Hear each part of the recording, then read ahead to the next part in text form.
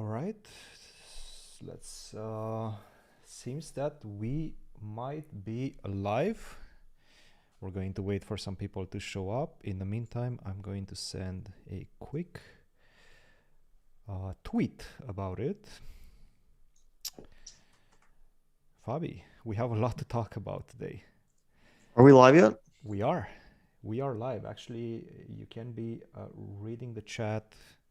We have already a couple of people in saying hi. Why don't you take a couple of questions from the chat? Let me just... I'm just going to make sure that we tweet this thing. Tweet this thing. Boom. All right. I see. I see there's a lot of people already. Tweet this thing. 52 people. Make All sure you mute the YouTube. There we go. What's up, everybody? Hello, hello, hello.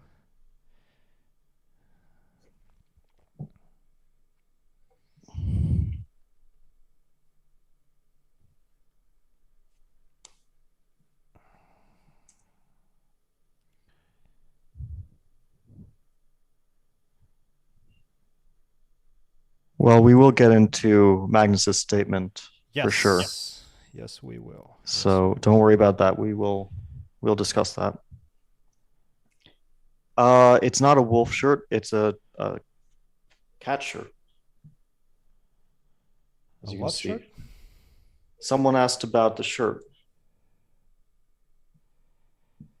All right, here we go. The tweet is on. Yep. The tweet is on. All right. Pop. Let's go straight into the questions. Some people are saying, love the podcast. Holy crap, we're talking to Fabiano Caruana. Yes, you are. Fabiano Caruana and his petite dinosaur behind him. Do you have a name for that dinosaur, Fabi? No, but I'm taking suggestions. Okay. You're taking suggestions. That's good. All right. And somebody's saying my mic levels are too low. Once again, my mic levels are the big problem. How about now? Are the mic levels a bit better? Are the mic levels a little bit better? Raise your volume, please. All right. 1 second. Let's do this. If not, let's try it out like this. How about now? Mic check, mic check, mic check. I think you're sounding good now, Christian. Am I? Yeah, you are. Well, I'm definitely sounding good for you, but the question is, am I sounding good for everybody else? Because I did have... We good! All right, we good. We're getting confirmation from all over the place. It's been low forever. Yes. I mean, we're working to change a lot of things, and we're working to improve a lot of things. And we do that with each passing episode. So welcome everybody to another unfiltered meeting with Fabiano and I. Very excited. There's a lot of drama going on in the chess world, and since last week's meeting, there's been a lot of developments as well, including a huge development that just happened today. That just happened actually a couple of hours ago. None other than Magnus Carlsen, the world champion, decided to come out with a statement to the chess world. So we're going to read that statement, and we're going to put it out there so that you guys can see it as well. We're going to try to address every single point that Magnus makes in this statement. The plan for the meeting is as follows. We're going to do that. Then we're probably going to have a guest, a very special guest. You guys can write in chat who you think that guest is going to be. And then after that, we're going to try to analyze the games that were mentioned in one of the previous videos of a person called Yosha, and she made a lot of intriguing, not necessarily accusations, but she they brought a lot of new information to the table. So we're going to look at those games as well, and we will try to analyze it with a human eye, Fabiano and myself. All right, statement. Dear Chess World, at the 2022 Singfield Cup, I made the unprecedented professional decision to withdraw from the tournament after my round 3 against Hans Niemann. A week later, during Champions Chess Tour, I resigned against Hans Niemann after playing only one move. Okay, that is all known. Well, I know that my actions have frustrated many in the chess community. I'm frustrated. I want to play chess. I want to continue to play chess at the highest level in the best events. I believe that cheating in chess is a big deal and an existential threat to the game. Fabi, big statement from Magnus. I know you have some very similar views to that. Do you agree with it being an existential threat, and why? Yeah, I think undoubtedly it's a threat to the entire nature of the game, and it's been like that for a while, but we're only now really getting into it publicly, while it stayed behind the scenes for quite some time.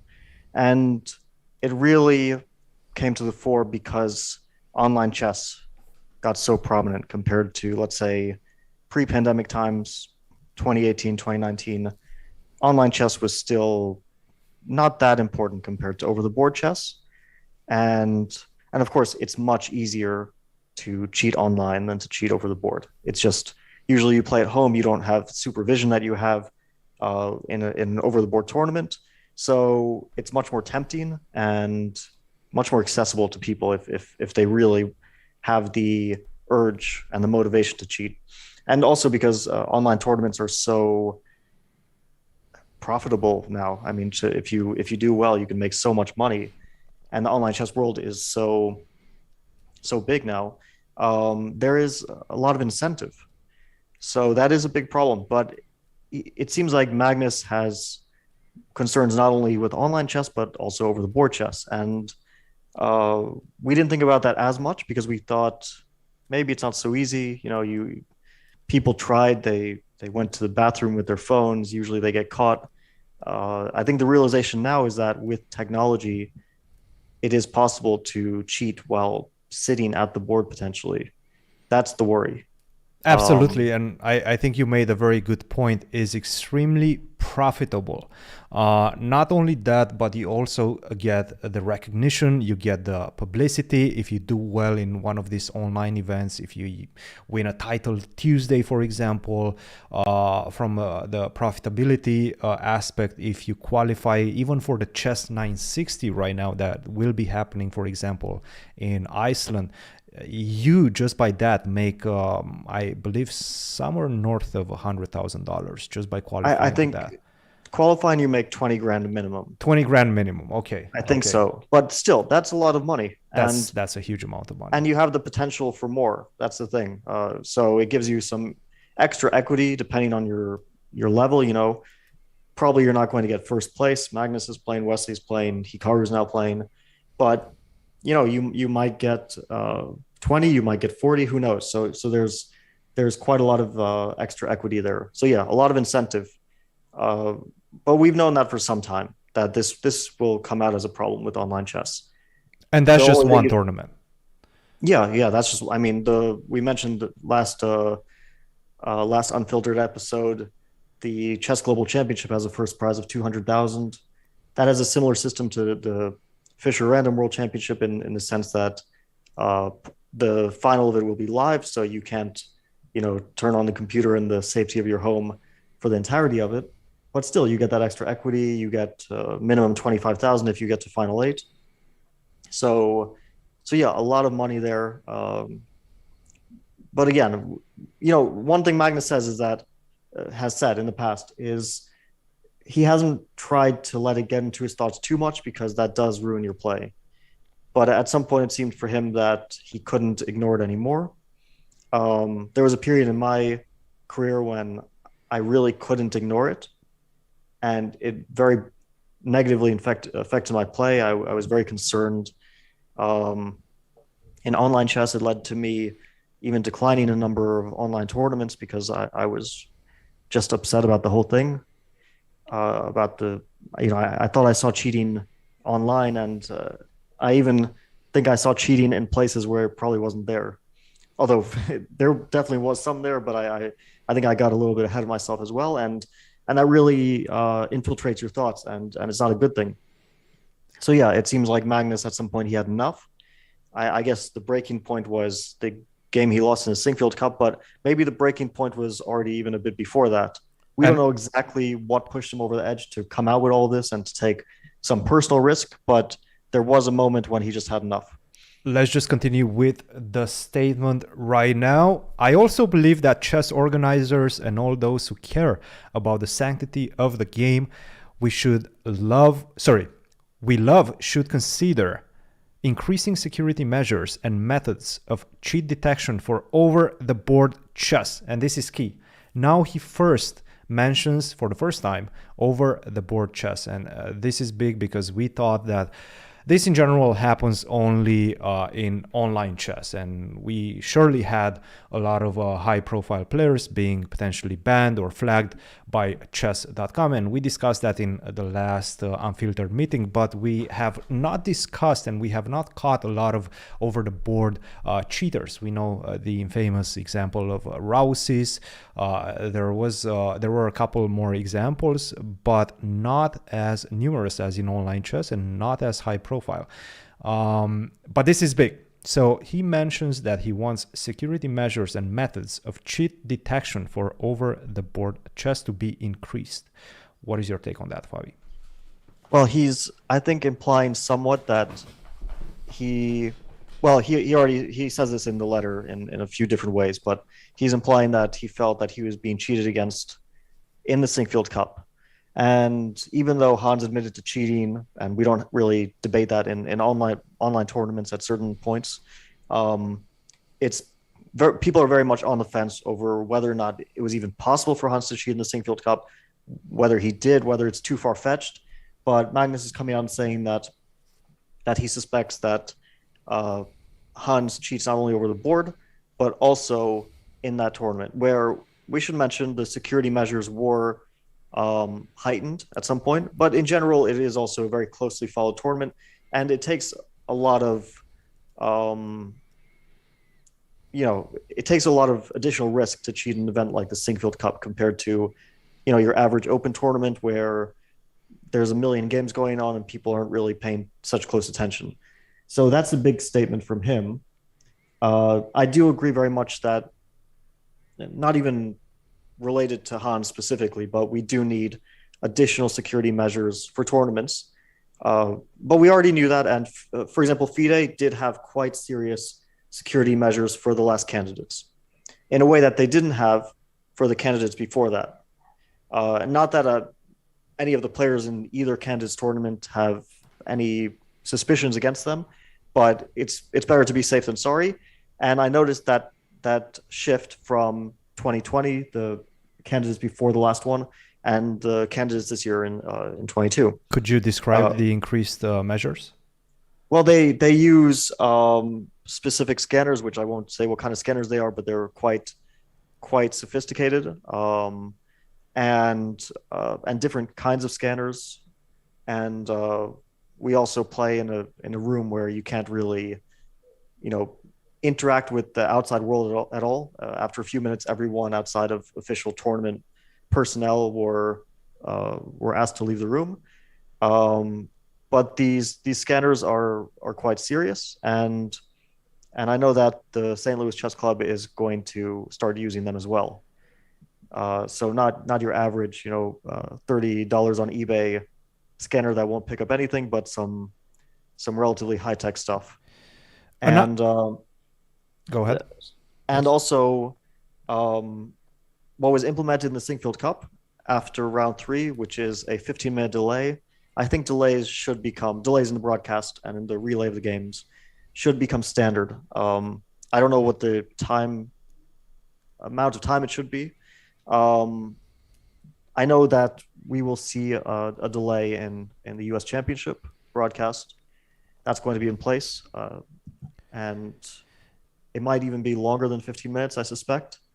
So but yeah, we should have these things in place. I mean, whether you think So to anyone's push cheating back or not, for just to just have one it there. second. So To push back for just 1 second, we know that this delay of 15 minutes or 30 minutes delay can happen if you don't have any spectators. And at the US Championship and at the Sinquefield Cup, there will be and there were no spectators. But what can you do when you are playing in a large arena? For example, a theater, like it happened in the Grand Chess Tour in Poland, where there were live spectators. So if you have somebody in the crowd just seeing the moves, you don't even need a live broadcast. How do you address that?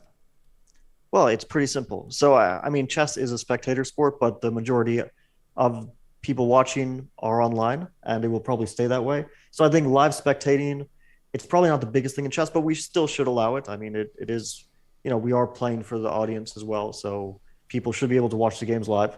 But it's very simple. The same way that, let's say, if you go to, to a comedy show, you check in your phone when you enter. And so anyone who wants to watch shouldn't have their phone on them. They shouldn't have any way to communicate with the outside world. So they can watch and enjoy the games.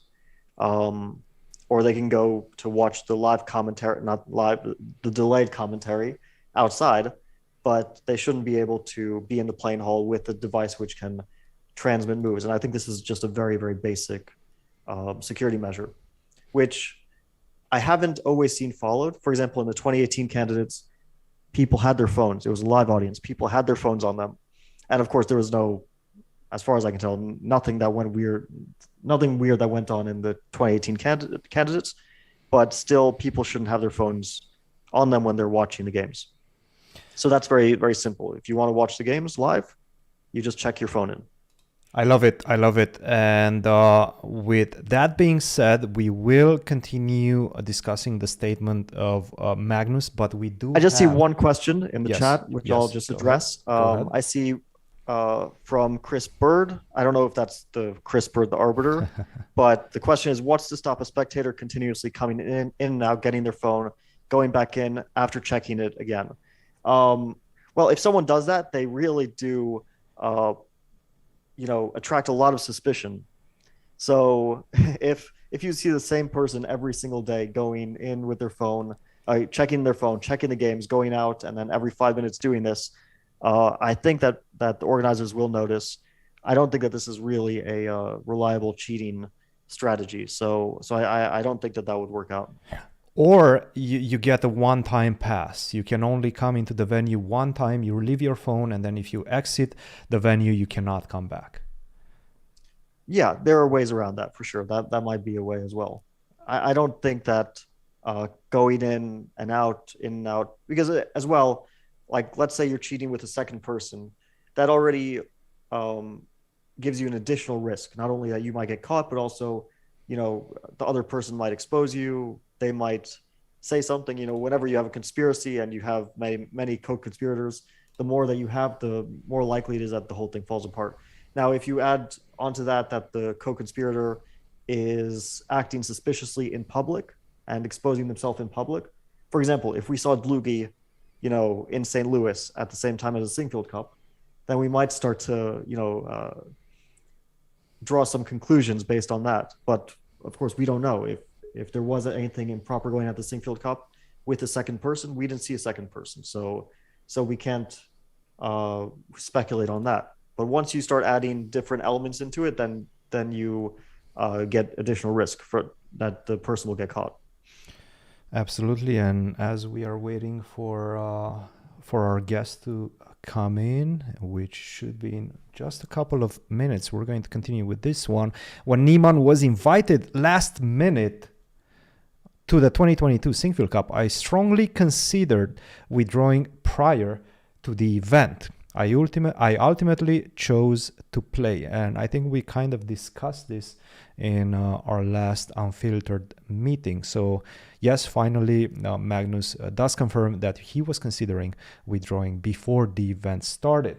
Now, I believe that Niemann has cheated more, and this is the intriguing part, and more recently than he has publicly admitted. And this is big. His over-the-board progress has been unusual, and throughout our game, in the Sinquefield Cup, I had the impression that he wasn't tense or even fully concentrating on the game in critical positions, while outplaying me as black in a way I think only a handful of players can do.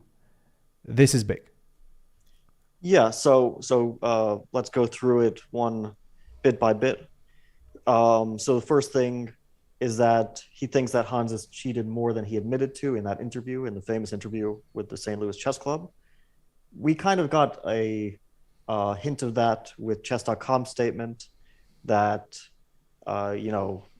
Hans didn't entirely tell the whole truth, right? Chess.com kind of hinted at that already. So now we got some confirmation from Magnus.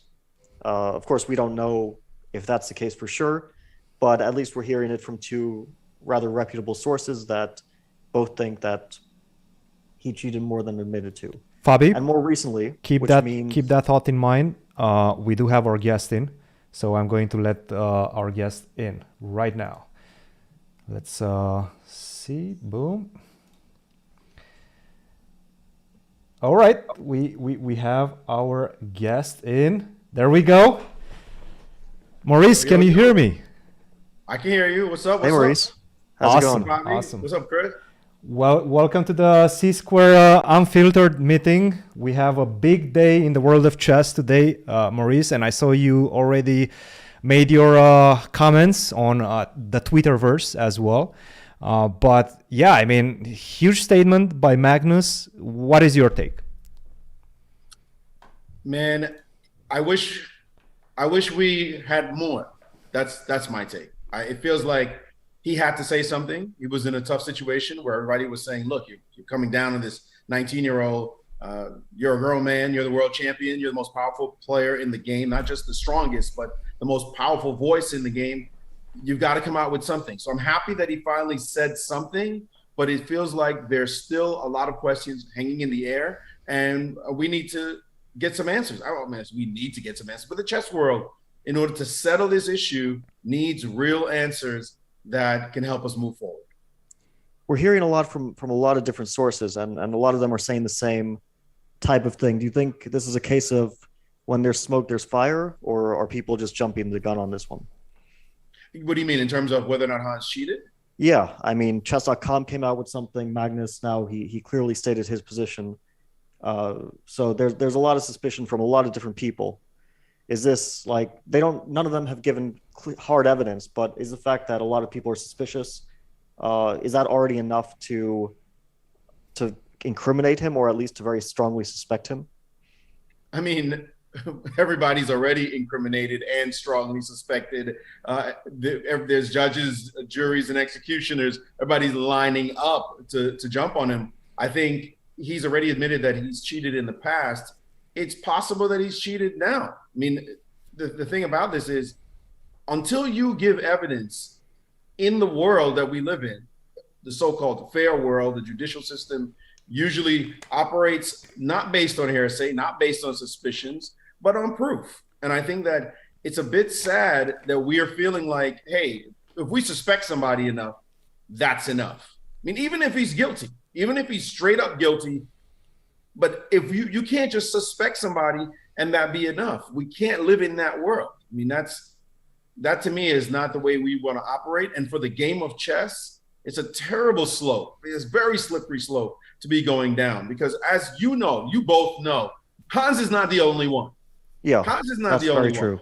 All right, let's not pretend. He's not the only one. And if that's where we're gonna jump on him, then what about the others? Should everybody be outed by chess.com that they have discovered in the past? Or is it just this one person? Like, what's up with that?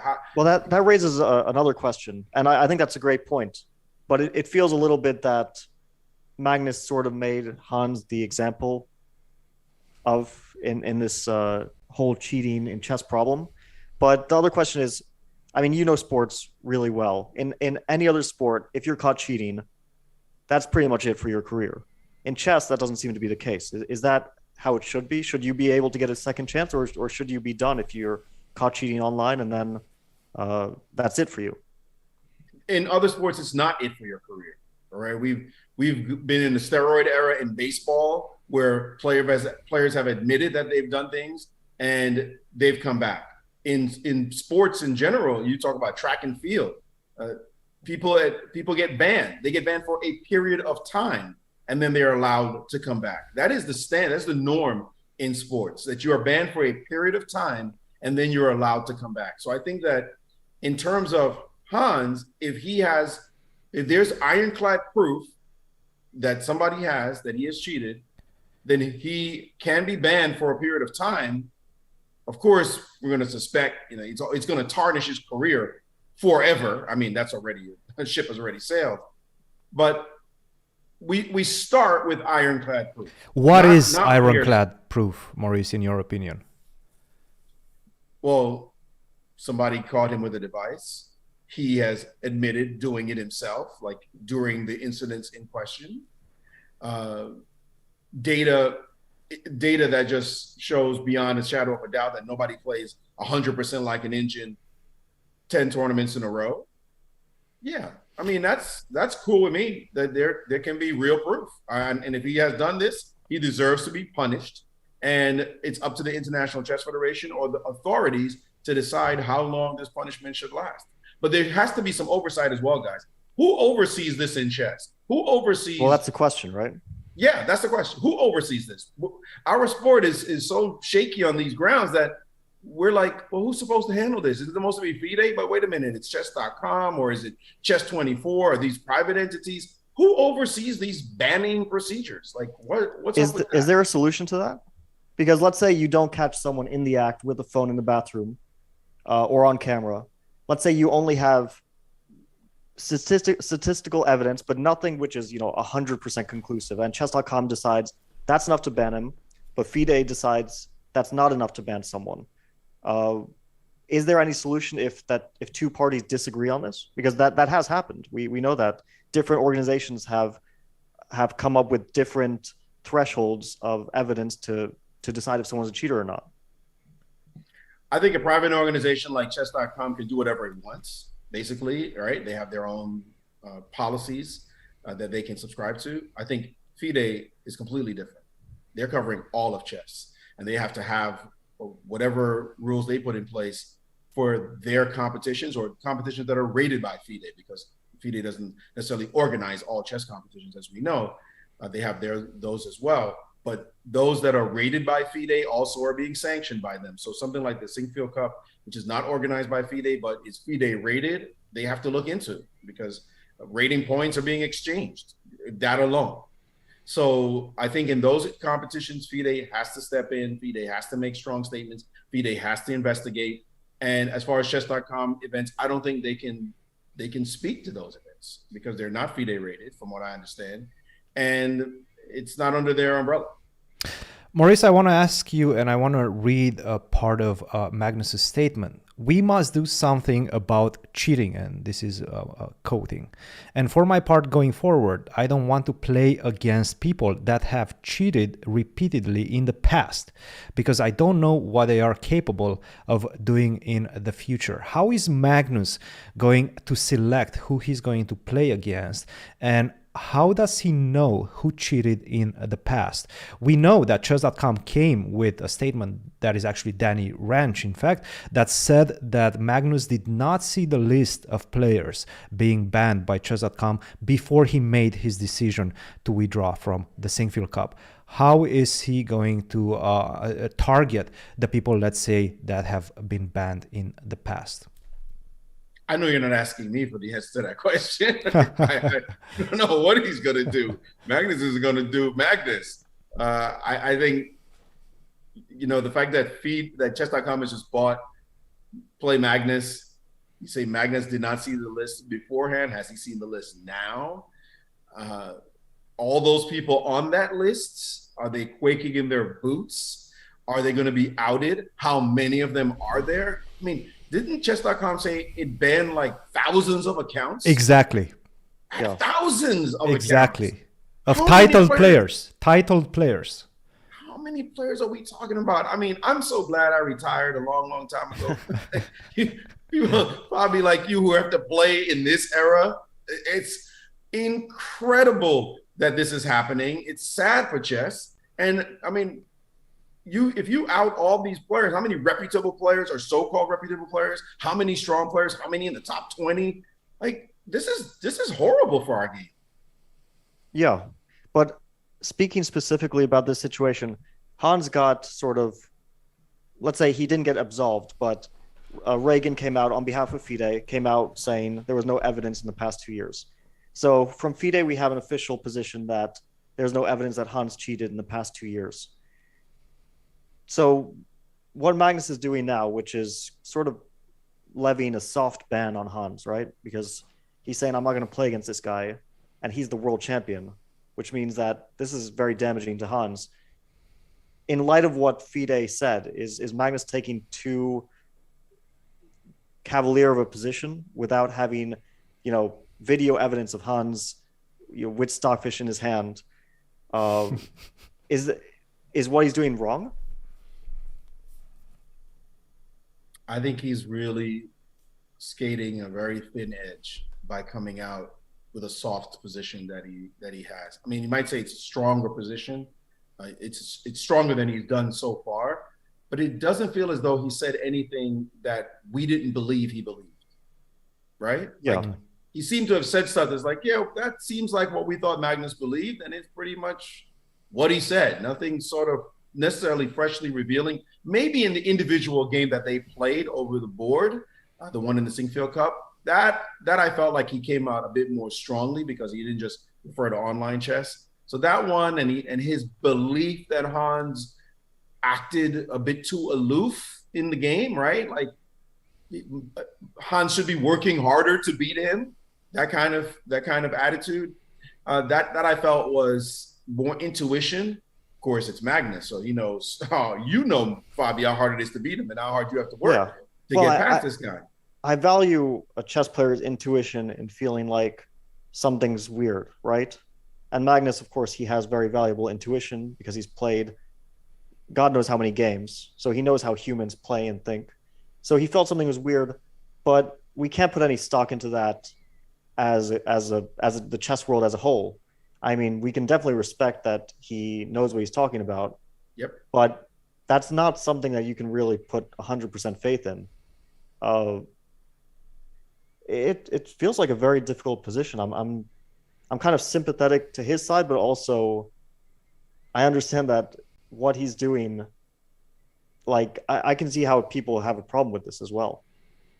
Look, Magnus, as we know, is the ultimate sportsman, right? We've seen him time and time again do things that just show that his sportsmanship is beyond the pale. The time when he, for example, Ding Liren lost connection during a match, right? And he said, okay, that's it. I'm resigning the next game so that we can have an even match. It's not fair to Ding that he lost internet connection. So he's shown that the integrity of the game is important to him, that competition, that whenever he's in competition, he wants to win fairly. He wants to show that it's based on ability and not on some kind of fluke occurrence. So no question about it, he wants to protect the game. And we appreciate that from Magnus. The question is this the way to go about it? Has he done it in a way that protects the game, in a way that protects the rights of individual players who are not on his level? And the fact that he's waited so long before finally making a statement is definitely tricky. The fact that his statements are based on intuition, feeling, that makes me uncomfortable. That makes me uncomfortable. Even if this individual that he's targeted so far, because again, we know there are others who have done so, at least we've heard that there are others that have done so in mass. Even though he's targeted this specific individual, it just feels like it just has to be done another way. There has to be more clarity, more proof. I'm not comfortable with crushing people's careers, especially not a 19-year-old, somebody not old enough to drink here in the U.S. at least. You've got to be careful how this is done. And I don't think it's come out the best way. What if you felt there was no other way, that the burden of proof that you're asking for, or that people in general are asking for, is just unobtainable, that you'll never reach this? Because that's a great statement. Your line is a great statement. You can say the burden of proof required for me to confirm my intuition is not attainable. at this time. It really isn't. But my feeling is very strong as a player who has been around for quite some time, and I know how people play. What I have seen in the information that I've seen, and it would be nice for us to see that. And from my feeling as a player watching somebody play, I think that something nefarious has taken place. But that's essentially what he's saying, right? You're saying that's essentially what he's saying. That's not what he said. You're giving him the benefit of the doubt by making that kind of properly worded statement. Well, he also said, and you commented on this, Maurice, there is more that I would like to say. Unfortunately, at this time, I am limited in what I can say without explicit permission from Niemann to speak openly. And you mentioned this, and you said it's mystifying why he needs Hans to give his permission to say more after dropping bombs on the young man's head. Will the truth ever come out? Sad times for chess. Tell us a bit about that. Yeah, I mean, that's the case, right? Like, isn't it weird that you accuse somebody of something and then say, well, I can't say more until you tell me I can say more? That's wild. I don't think I've ever heard that. I don't think I've ever heard that anywhere, that you accuse someone of something and then ask them for permission to really bury you, right, with your accusation. It can only happen in the weird and wacky world of chess, it feels like. But this is a lawyer statement. Right? This is definitely a lawyer statement. But again, it's asking Hans for permission. Like, still, Hans is who's going to give you permission to bury them? Nevertheless, I think it's where we're just looking at edges being skirted, unclear what some things are clear what he believes. He's clearly stating what's in his heart. But on the other side of things, the kind of bomb that he dropped that has definitely compromised this young man's career forever, it feels like it could have been done differently.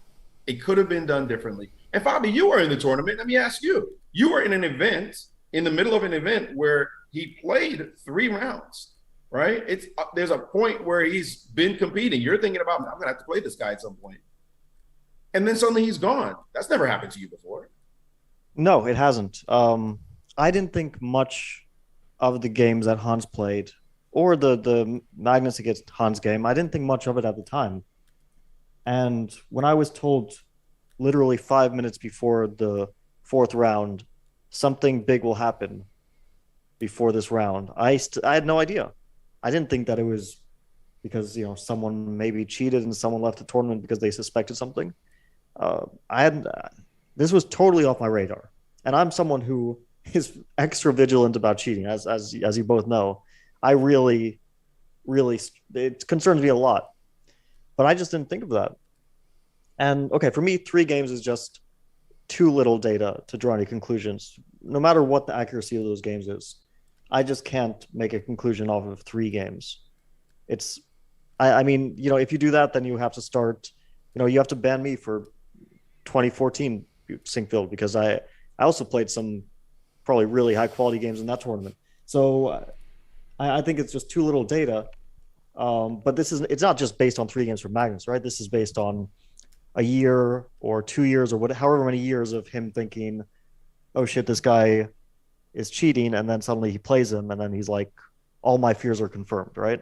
That's how it happened. That's how I imagine it went down for him. And he played, by the way, in the tournament anyway, even though he suspected him beforehand. But he said he didn't want to. He didn't want to, but he pulled out afterwards, after he lost. Only after he lost. Yeah, if he had defeated Hans in that individual game, would he have continued to play? Right? Even though these suspicions existed? That's a good question. It feels like it required the loss for him to say, no, I don't want to go any further. So not only that, but he also expresses this in his statement. Throughout our game in the Sinkfield Cup, I had the impression that he wasn't tense or even fully concentrating on this game in critical positions. And you know that as a chess player, as a grandmaster, you know that you're feeling the tension in your opponent's body language. Perhaps this is something that triggered the suspicion for Magnus. I tend to take those type of accusations definitely with a grain of salt, because sure, you can watch somebody's body language, but you cannot know what's in that people's mind and that people's body as well. I mean, do you ever watch Eric Geisy play chess?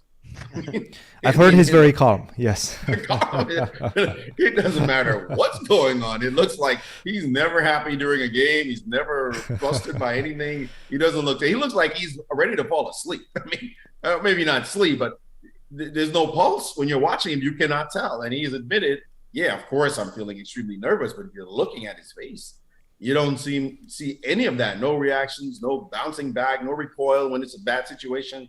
Simply nothing.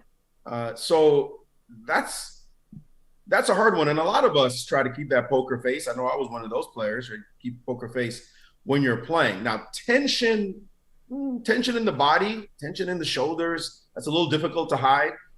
But that one's too general for me. That one's too general for me. When you're talking about this serious an accusation. Yeah, this feels a little bit like his other, statement in general that the game felt weird. That feelings. You can't really put much stock into it. You can personally. But I mean, didn't Magnus fall asleep during a world championship match against Vichy? Like, I don't know if I don't remember that. I don't think he fell asleep. He was pretending that he was taking a nap. Yes. Okay, yes, fine. Yes. Like how much calmer and lacking attention can you be than playing a world championship match and you look like you're sleeping? I mean, that's. Yeah, we can't, like when I played Hans and with 100% certainty, I can say that he wasn't cheating in the game we played. I also felt a bit weird, as in the guy doesn't seem to be taking his game seriously.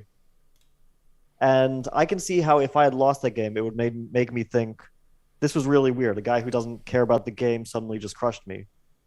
But what happened is he lost the game. So maybe it's just his character. I don't know. Like, I can't read too much into body language because I think humans in general are really bad at reading body language. We think we're good at that, but we read into stuff which has no meaning. And I see that like time and time again with like chess commentators all the time, like, reading into a bit of my body language. And I'm like, that's not what I was thinking at all. So yeah, I don't know if we. Are you accusing me of something, Fabi? No. I'm leveling accusation. No, I'm not accusing you. Actually, I saw this recently with Danya. But I understand why commentators do that, right? Because you have to keep it interesting. But yeah, body language, not something that you can really read. Yeah, and a lot of it is how you felt beforehand, right? Like if you believe something initially, you might read into what the person is doing, and this happens often. Anything they do seems to be a confirmation. We call it confirmation bias. Seems to be a confirmation of what you previously believed, and so. It's easy to say, well, he's acting weird if you already thought he acted weird in the past. Maurice, you also mentioned that this is sad times for chess, but can this turn into a positive? Let's say hypothetically that Magnus or chess.com come out with some undeniable proof. And let's say we put cheating in the spotlight and that adds extra pressure on future cheaters. Could that be a positive in the long term? That's an absolute positive. Yeah, that is an absolute positive. However, it's already completely in the public eye. This is not a chess matter anymore. I'm doing interviews for the Wall Street Journal. I'm sure you have done interviews as well. I'm doing interviews for PBS NewsHour tomorrow. It's something that the public is now intrigued by. It's also become a laughing stock for us, especially after that Elon Musk tweet. Like, seriously, we're not looking very good as a sport. All right, we've become a laughing stock. Stephen Colbert comes out with his skit. Well, they do say there is no such news as bad news. I mean, any publicity is something. But yeah, you're right. It does make chess look like a bit of a joke. I mean, tell that to O.J. Simpson. Tell that to Lance Armstrong. I mean, what do you mean? Of course, there's bad news that can rub off elsewhere as well. And how do you how do you solve this? We talk about pressure on cheaters. Maybe you drive them into even more surreptitious methods. I mean, Hans is being wanted. You all are being wanted thoroughly before playing in these tournaments, right? Like, how do you to raise this point? I was told this by people who know these things. The detectors that were being used were not sufficient. They were cheap. They wouldn't be able to pick up any sort of hidden device.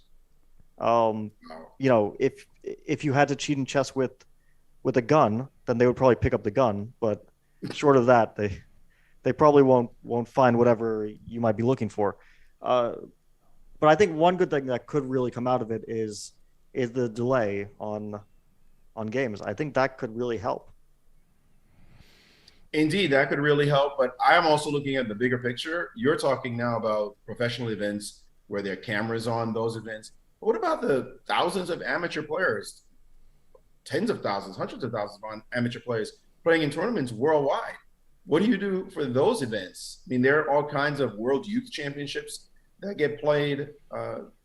Now that everyone knows that there may be some way of communicating in a surreptitious way, what about those events? You can't cover all the bases. I mean, the genie is out the bottle. Mm-hmm. And big open tournaments, hopeless. Big open events with big prizes, World Opens. Yeah. But that's the only way I can see out of this is, given that the incentives to cheat are so high due to the financial points that you can earn, we should make the decision by FIDE, for example, to ban these players very, very significant. Let's go from 6 months up to like 5 years. Depending on whether you cheated before or not. So I think the bans should match the incentives, and I see that as the only way out. Well, we don't really have a system for it. Like, who got banned from chess cheating? Rousis, Feller. Yes. Mm-hmm. Anyone else? I can't think of anyone besides Rousis and Feller. There was Feller. How many years did Feller get? Did he get 5 years? Wasn't it less than that? I don't know. I don't remember exactly. I thought 3 years or 5 years. I think it was 3. Yeah. Yeah. And there was like his accomplices, right, who were Arnaud Hachard and Cyril Marzolo, because he was running. This is like what I mentioned about how if it's a conspiracy, the more people involved, the harder it will get to hide it for a long period of time. They had 3 people, and eventually it got discovered because of some leaked text messages, right? So the more people you have involved, the bigger chance there is that something comes out. But yeah, we don't have a uniform, like, you know, if you cheat online, you get a 1-year ban. If you cheat over the board, you get a 5-year ban. That stuff doesn't exist as of yet. Maurice? Yeah, I agree with the banning. I think that you're right, Christian, that it is important that the ban fit the crime. And because our game is so information dependent, it's very subtle. I mean, if I walk over to Fabi, I don't need to tell Fabi that what move to play. All I need to say is, Fab. And he's going to go, oh, really? There's a good one. You start looking and find it very quickly. So our game is so sensitive to any sort of information being communicated to the player that we have to be vigilant. We have to definitely be decisive in terms of banning players. And I agree. Probably 3 years is not enough. Probably it has to be draconian. Is it 5? Is it 10? Is it lifetime? I'm not comfortable with lifetime because I do believe in the rehabilitative powers of the world. I don't like to think that somebody is guilty forever, but it definitely has to be very strong measures in order to deter people from doing this, so that we don't have disastrous scandals like this one in the future. But I think you made a really good point that it's not necessary even to give a computer line. Like, let's say you take a top player, you know, it can be whoever you want. It can even be Magnus, and you don't even tell him a single move during the game. You just tell him, your position is good now. You're starting to get slightly worse now. You just tell him like the general trend of the evaluation.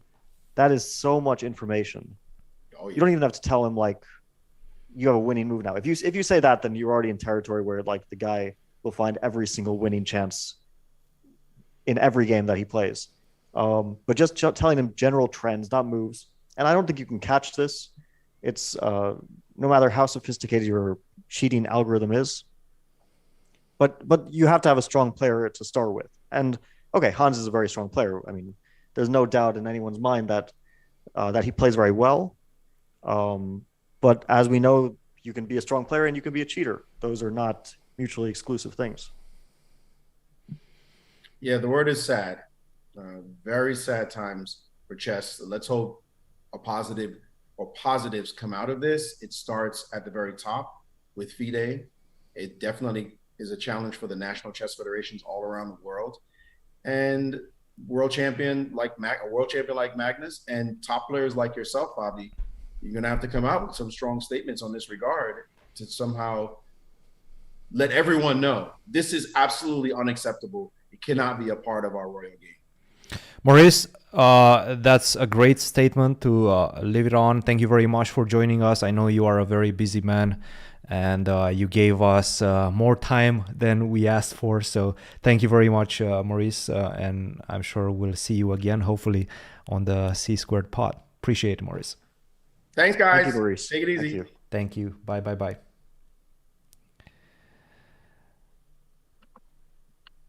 All right. There we go. That was a great intervention by Maurice. Some very poignant points in that one. What struck you the most as the most valid in his assessment, Fabiano? Well, I the more I think about it, the more it feels like, and Maurice, I think, is taking a balanced position on this one, but the more it feels like it's difficult to find a side on this issue. And it's not even that I think Magnus, okay, Maurice seemed to think that Magnus didn't approach it in the best way, but I just don't know how, let's say if I'm in Magnus's shoes and I'm really worried and really sure that someone's cheating, how I would approach it besides how he did it. Mm-hmm. I just don't know. Because you either come out and say it or you do it internally and nothing, because I know that I had the same suspicions in the past, and not with Hans, but in general in the past with cheating online and over the board, and I managed it entirely internally, and nothing ever amounted of it. It just got washed away, just wiped under the rug. So I suspect that that's what Magnus was worried about, that he just complains to FIDE, complains to these people, those people, and nothing happens. I can understand why, if you're really sure, and at this point we think that he is really sure. He is sure, yes. Then you think, well, there's nothing else I can do. And okay, he left the tournament, but even by that, without saying a single thing, just leaving the tournament, we already knew, right? Yes. That was enough for us to know, for yes. the whole world to know what he's implying. And now he's come out and say directly, so it's we don't have to speculate any more about it. But one thing I'm wondering is, it seems like chess.com has the best anti-cheat detection system in place in the world of any group. Mm-hmm. Better than whatever FIDE is doing, better than what other chess sites are doing. That's my impression. I think that impression is shared by many people. A lot of chess professionals, a lot of grandmasters are agreeing with you on that one for sure. It seems like people go to them for guidance in this matter, right? I wonder if they could maybe spearhead some sort of coalition with another group, with FIDE, with other chess sites also. I mean, this is something that impacts the chess world as a whole. So it's there's mutual interest there. I wonder if they could spearhead some sort of coalition to fight cheating based on their algorithm, based on maybe a combination of their methods and other methods. And I think this is a very good point. How is that going to translate? So, for example, if you are caught cheating online on chess.com, how is that going to translate to over-the-board chess and over-the-board tournaments? will chess.com and their method be used as proof, and then you will get banned based on that? In that case, I mean, we have so many players, right? And so many title players, grandmasters, top 50, top 100 players that have been previously banned by chess.com. Also, when do you start that monitoring of players? Because, for example, chess.com can come and say, yeah, we banned this player 1 year ago. Are you going to take any? It would be a third-party steps? organization. It would maybe it would be spearheaded by people from chess.com, but it would be a third-party organization. So anything which happened in the past would not, be relevant. Those players who got banned in the past, they would not be liable just because something is started in the future. But maybe it would have, an appeals process as well. So once someone is detected for cheating by whatever method they use, then that person would have the ability to appeal. I mean, there should be some sort of system so that, people who are flagged for cheating aren't just left out to dry without any possibility to state their case. But yeah, it would be an independent organization. It would be outside of FIDE and outside of the chess websites that seem to be doing the majority of this cheat detection. I don't know. It's just an idea. Again, as I said last time, I'm glad I don't have to deal with this stuff because it seems like a very difficult issue, not something that's very, very fun to think about or to try to, I don't know if there's a solution to it, right? I've said that, but I'm just thinking out loud. No, absolutely. And I think even before we started à la length discussing this cheating situation, you mentioned to me many, many times and many years ago that you don't think cheating has a solution, a real solution.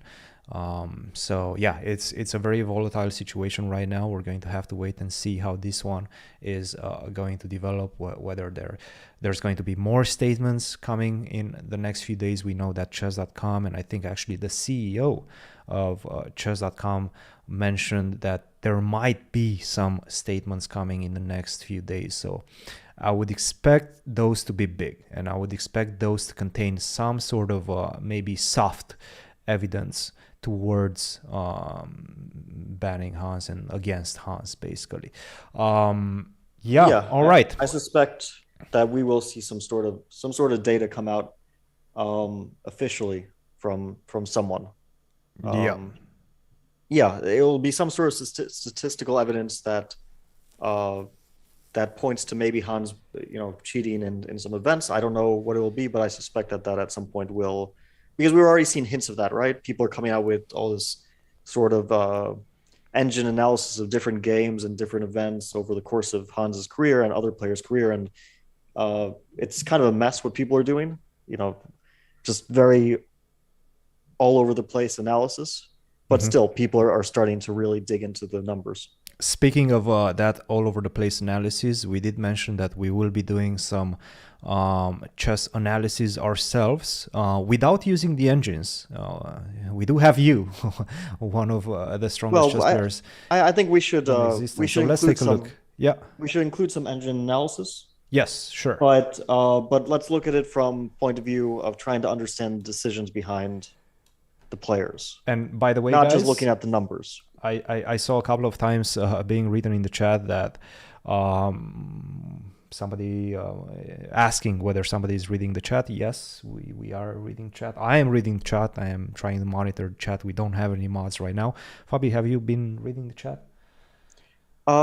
Somewhat, yeah. I see on your screen you have tweet by Andrew Tang. Yes, I wanted to pick that one up. Magnus. Exactly, because we had Maurice, who was a little bit contrarian towards Magnus, and we have Andrew Tang, who actually was a former friend of Hans Niemann, and actually they ruptured that relationship after Hans was accused, and we know that he cheated on chess.com. Well, even before that, yeah, it seems like Andrew had some insight. And, I did not know that. No. And their relationship was a bit frayed by Hans being flagged as a cheater. Very interesting. So it's interesting to see what he says because he knows the guy. So he says, give personally. Magnus credit for having the balls to talk about an issue the chess community wanted to pretend doesn't exist. Big words. This one, definitely a poignant statement by Andrew Tang, who once again knows Hans very well. He gives credit to Magnus, which I tend to do as well. I think there's no other way to pretty much get rid of cheating at this level without, finding a scapegoat. And it does feel like Hans in this one, unfortunately, is going to be the scapegoat. Whether he is cheating, whether he has been cheating at the Sinfield Cup or not, I'm sure we will find out in the upcoming weeks. How do you see this? Well, yeah, this is an interesting thing because, first of all, as much as I'm also on the side that, I think Magnus there's a lot of validity in what he's saying. But that doesn't mean that he went about it in the right way. But again, as we already discussed, was there a right way to actually get something done without, doing it in a way which was, sometimes you got to get your hands a bit dirty. It's hard to say. I saw Andrew said also that he's been worried about this issue for years, and he's just glad that it's finally coming out. And I also feel the same way. I mean, he mentioned, I think the last 5 years he's been worried about it. For me, it was a bit less than that. But still, also something I worried about for years before it suddenly came out into the open and exploded. But yeah, the other thing is that Hans seems to be the scapegoat now, while other people have cheated and aren't getting the negative repercussions, which is, to me, it doesn't seem fair. Hans cheats, someone else cheats, but Hans gets all the blame piled on him, while the other guy goes completely unnoticed. Yeah, but again, that's just sometimes how the world works. That you can't,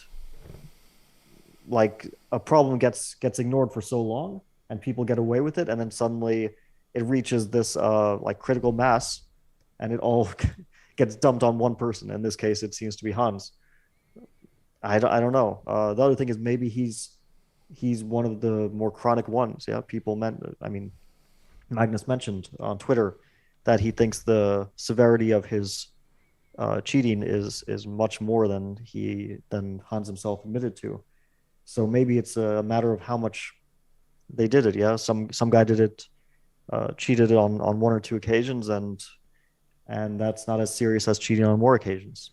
I don't know. I mean, we don't have all the facts yet. That's the other thing. And by the way, Andrew actually continues with a statement. He says, by the way, it is possible to give Hans the benefit of the doubt over the board while not enough evidence is presented, while understanding that Magnus is not an idiot or a sore loser like many armchair psychologists would like you to believe. So definitely a balanced statement by Andrew Tang in that one. Smart guy, I have to say.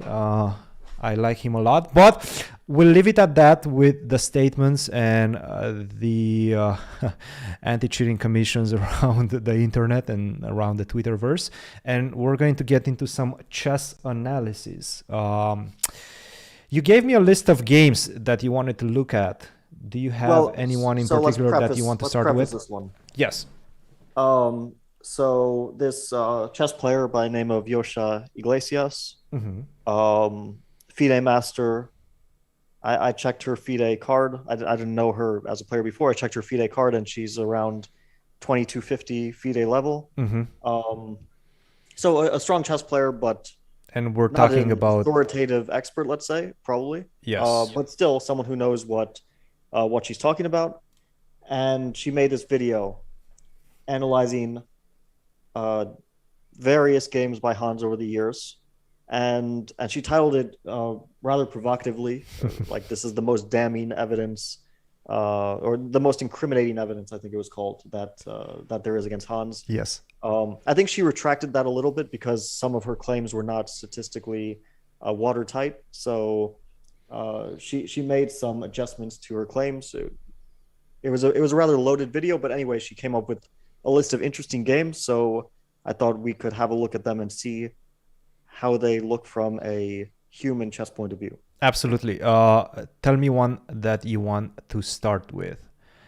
Let's see. I have a list of games Soto here. Miguel, we have Christopher Yoo, we have Abhimanyu Mishra, Gretarsson as well. So I think it's 6 games. I mean, we can start with any one of them. Let's start with this game against Soto. Perfect. Miguel. I have it actually on the screen right now, and Hans was playing the black side, so we're going to watch it from the black side. All right. This is the World Youth Open 2019 Under 16 Championship. So we assume that both of them were 14 to 15 years old at the time of this. 2019, okay. So that means Hans is 19 right now. 3 years ago, he was 16. Yeah. So maybe. it was probably his last under 16 championship. So he's playing black. He's playing black, yes. Sicilian defense, okay. Sicilian defense, some sort of Rosolimo with a6. Rosolimo, yeah. D5, take on D5, knight takes D5. I would assume this is still theory. This is theory, yeah. If we look at the online database, you cannot So here knight actually f6 see is the it, main move. Yes. This is... But c takes D4 is the second. This was like played in some high-level games like Magnus beat Gelfand in the 2013 candidates. Magnus also played this with black from the black side, I think. Knight f6, bishop e3 is one of the main lines, I think. But not getting too deep into theory.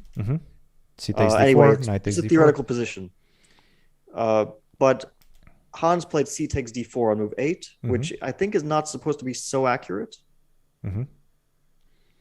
So I checked this game a little bit. So bishop d7, not the most commonly played move after knight takes d4.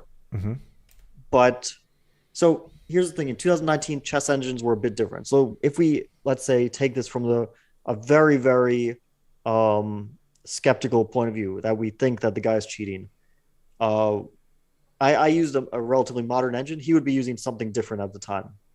But with the modern engine I checked in this position, it showed knight d to b4 as one option, and the second option was bishop d7, knight f5, and queen c7. Those were the top 2 options. And to me, knight d b4 is a very natural move. Bishop d7 is also a very natural move, but after knight f5, you get kind of terrified. Right. But this is still theory, by the way. This has been played quite a few times. Kind of theory, yeah. It's not supposed to be so accurate for black, but kind of theory. So here, queen c7 is a brilliant move. I saw the computer mentions queen to a5. Yes. Which is a scary looking move because your queen starts to get kicked around there. But on the other hand, you need to deal with the threat of queen takes d5. So queen a5 does to protect the knight. To me, like, let's say if you're playing a bullet game, then you might just play knight f6, right? You just get the knight out of the way of the attack. Instead of queen a5. Instead of queen a5, you might just play knight f6, right? On move 10. You just get the knight out of the way of the attack of queen takes d5. But yeah, this is a bad move because of, let's say, bishop to f4, knight d6 comes, white gets the bishop pair and huge development advantage, and the king probably stays in the center for a few more moves. So that's this is bad stuff for black. The other thing is maybe like bishop d6 comes. You know, it's a lot of threats are on the horizon. Not looking good. So Hans played queen to c7, which is a very strong move. So it basically just gives a piece in momentarily. Momentarily, of course. Queen takes d5.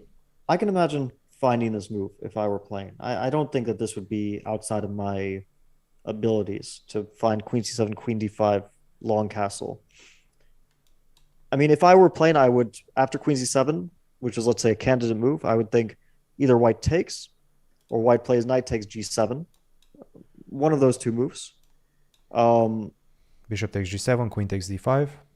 Yeah, you win a pawn like this, but I would probably not be too worried because, first of all, there's like bishop e5 stuff, and there's also just long castle, and you sack a pawn, but you get a huge amount of development for it. So, but again, black can just regain the pawn with bishop e5, and there might even be something else, right? It does seem like black is doing just fine. So this wouldn't worry me. Queen takes d5 looks like the main move. Long castle. Here I'm thinking on move 11, yeah? Yes. Queen takes d5, long castle. Queen c4. Here I'm thinking that I'm regaining the piece. And the only downside to this could be that I get the doubled F pawns. But again, you just think about this concretely because black suddenly has a lot of development. So it actually could come to mind, Queen C7 long castle. I don't see it as impossible. His opponent played well, Queen C4. Queen C4. And by the way, there was a game, I think it's important to mention, played in 2006 between Melia Salome and Sultatis K. I would assume this was a game from some open in Georgia or in Greece. Definitely not a very well-known game. But it was played before, so there's precedent there. E takes f5, bishop to f4. Actually, they are following that game. Bishop to d6, bishop takes d6, queen takes d6, and queen takes f7.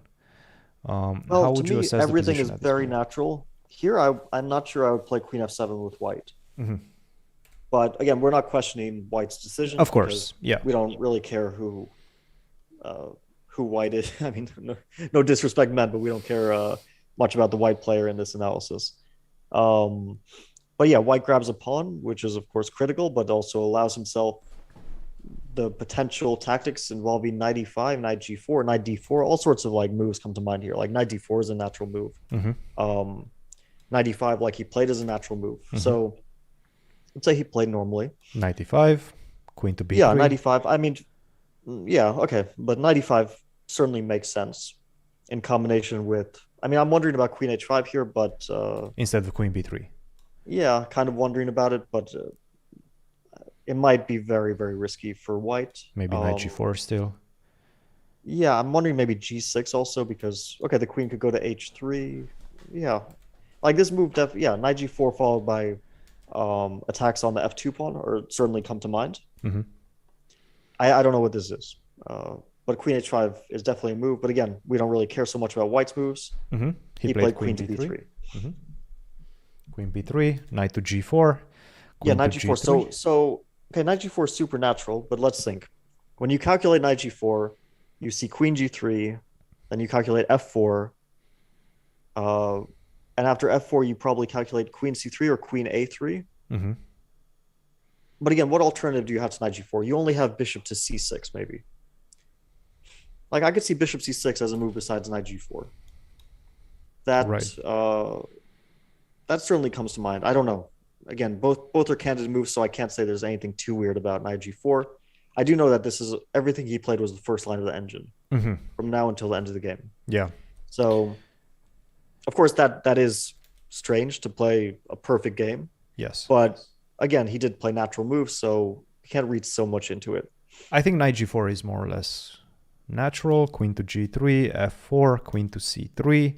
Yeah, maybe queen a3 is also a natural move for white, but I understand queen to a3 allows. Queen a3, probably queen h6 or queen b6 maybe. Queen yeah, because queen b6 then if you play queen queen h6 h3, what did you achieve here? Maybe there's knight takes f2. No, there's not. So yeah, no. Queen b6 queen probably b6. Is better. Yes. And then queen f3, and how do you continue with black is the question. So you don't have bishop to c6. Probably you have to defend the knight. h5. With h5, yeah, h5 comes to mind, and then bishop c6 is a threat. And if you take f4, rook f8 is coming into the picture. Queen takes b2 doesn't seem like.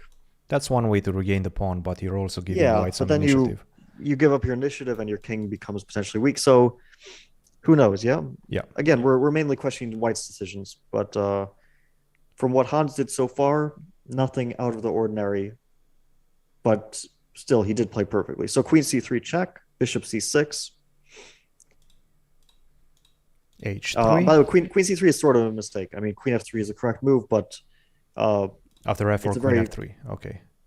Very counterintuitive, yeah, because you Yeah. know bishop c6 is coming. You just have to defend the knight on g4, h5 probably. Yeah, basically h5, and then you get time to develop with knight c3. Yeah. I think this is how white should have played. Yeah. Queen c3 he played, quite natural. Bishop to c6, fairly Yeah, and now natural. white makes a losing move after bishop c6. But the only move to save the game is very, very difficult. It's bishop to d3. And I think, okay, the first threat is bishop f5. And then I think the other point is that you get your knight on to d2 very quickly. Ooh, sorry. After h5, you can play knight d2. I think this is the point that you really need the knight to go to d2. So after f3, you can play knight takes f3. So yeah, again, but it's a bit of a weird game because white did nothing wrong, and then suddenly he has to make an only move where he loses. Like, he was better from the opening. He didn't make any move we can really seriously criticize, and then suddenly he's like on the verge of losing. This is remarkable. But I can't say much about it because Hans's moves were natural. He didn't make weird moves. But h3 and then h5 was played, and white can resign. It's over. The game is completely over. f3 is coming, yeah? Yeah, after h3, h5, white has to play f3 to like limit Stop the damage F3. somewhat. Yeah. Yeah, f3, knight e3, and just try to hold this position. Rook takes e3 or something like that. But g5, g4 is coming so fast. I mean, Yeah, I mean, it looks terrible. Maybe he has knight a3 followed by knight c4. But anyway, again, we're questioning white's decisions, but I don't know if I've ever had this where I feel like my opponent is playing fine and then suddenly I just beat them, like out of the opening. This is pretty amazing. Yeah. So anyway, we can see how the game ended. He So played just see h3. f3, h takes g4, h takes g4, queen to e5, queen Yeah, takes he probably e5. thought the trade of queens. The white player thought the trade of queens might allow him to survive because he saw queen h6, queen e6 again with the trade of queens. But yeah, black doubles on the h file, and that's it. Rook h6. Rook Here h8 it's the is same. coming. I There's mean, no way to defend against the checkmate. here you can play king b8 and take, and it's the same position as the game. So the only move he made, which is like a mistake in this game, was he played queen takes e5. And The this is computer, how- I saw this. He said like queen h6 is like -15 and queen takes e5 is like -8. So queen takes e5 was the only mistake, yeah, and queen to the only h6 mistake was that like slightly better. And everything else was first line. This was a purely first line game from beginning to end. That's impressive. Yeah, which is definitely strange. On the other hand, like all his decisions taken one by one, I can't say that there's too strange. Like Cool. all his moves are definitely feasible to find for a strong player. Yeah, I don't know what to say about this game besides that. Okay, boom. Assessment is not conclusive. Next one. Let's go to the game between him, and I think this was referenced quite a lot. Abhimanyu Mishra with the white pieces and Hans. And I think this is basically the key moment. I don't even want to go into the opening too much, but this was the critical moment. Knight to d2, bishop to d7, bishop to b3. And now Hans uncorks an incredible maneuver. Something that...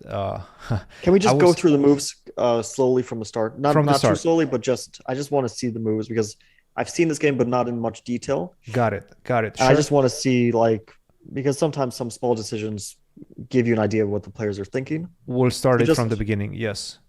e4, e5, knight f3, knight c6, bishop c4. So we have an Italian. Hans is black in this game. Hans is black, yes. d3, h6. Okay. Interesting option. Normal opening. Definitely not the main line, but a very normal approach. You sometimes want to meet h3 with g5, c3, d6, castle, g5. So Hans is not even waiting for white to play the move h3, and he's just launching an attack with g5. But this is theory. So I think this is still theory. Yes. I mean, I prepared this line with black. It's some sort of theory. And have you played it? I played it, but not in this exact position because my opponent didn't castle. Got it. But yeah, I've played this line with black. It's definitely theory. There's been a lot of games played in this position. Knight to d2. Yeah.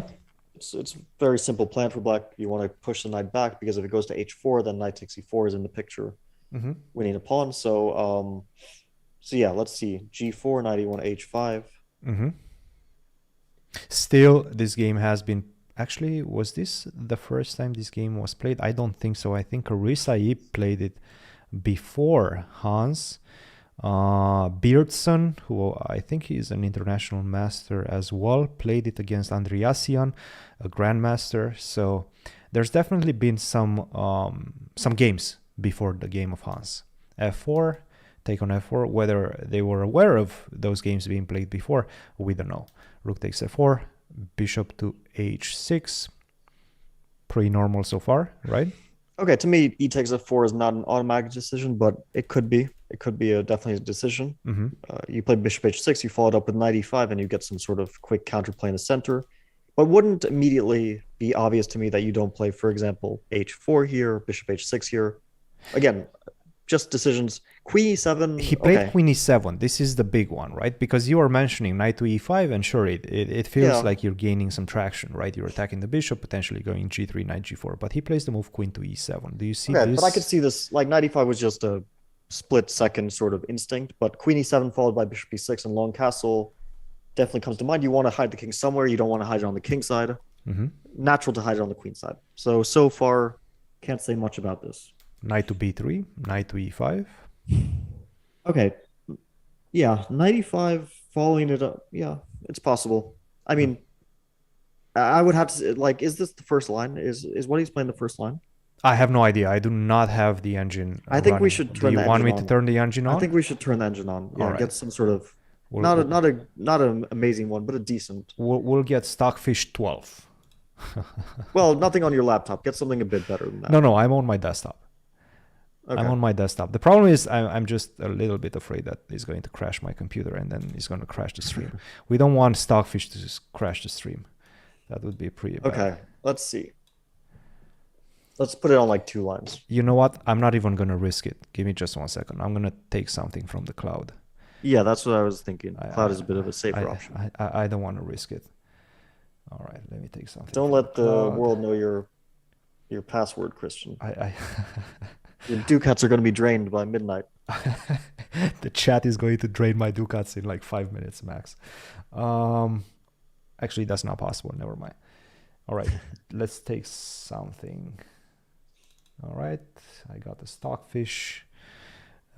Decent, let's say. All right, let's see what we got here. And by the way, guys, we we broke 10,000 viewers, concurrent viewers right now. Oh wait, never mind. What am I talking about?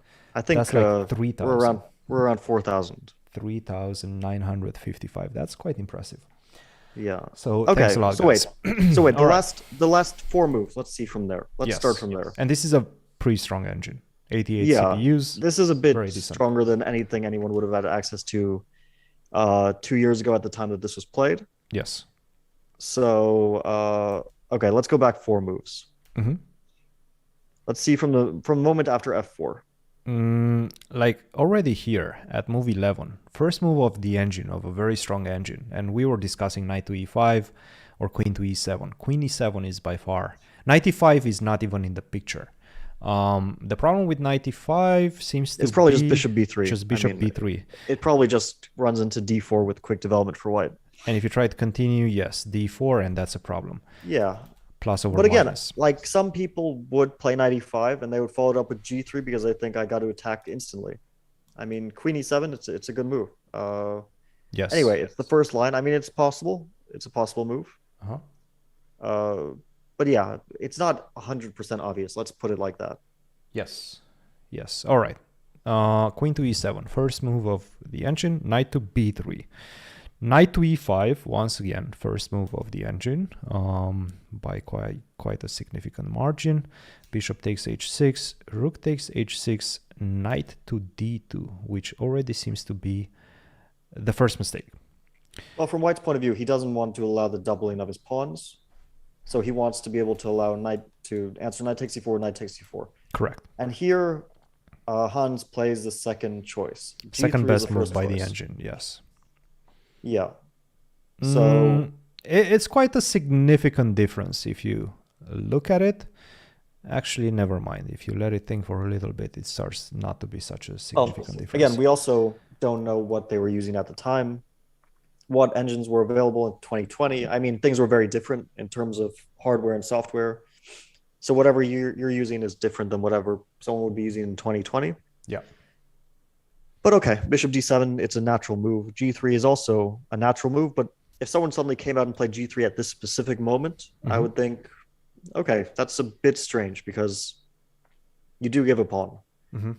like G3, H3, knight F4, it looks like a very strong attack, yeah, and followed by H4. But it's not obvious. I don't think I would give a pawn this position. I would play bishop D7.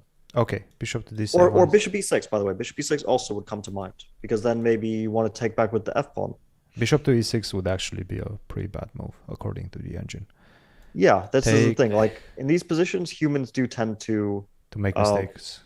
To pardon my language, to fuck it up. That's usually what happens, because to me, it doesn't look like bishop E6 is a bad move. I mean, it's a move, yeah. It might suddenly come to mind as a bad move after you calculate, but on first glance, it's a move. Yes. So, okay, bishop D7.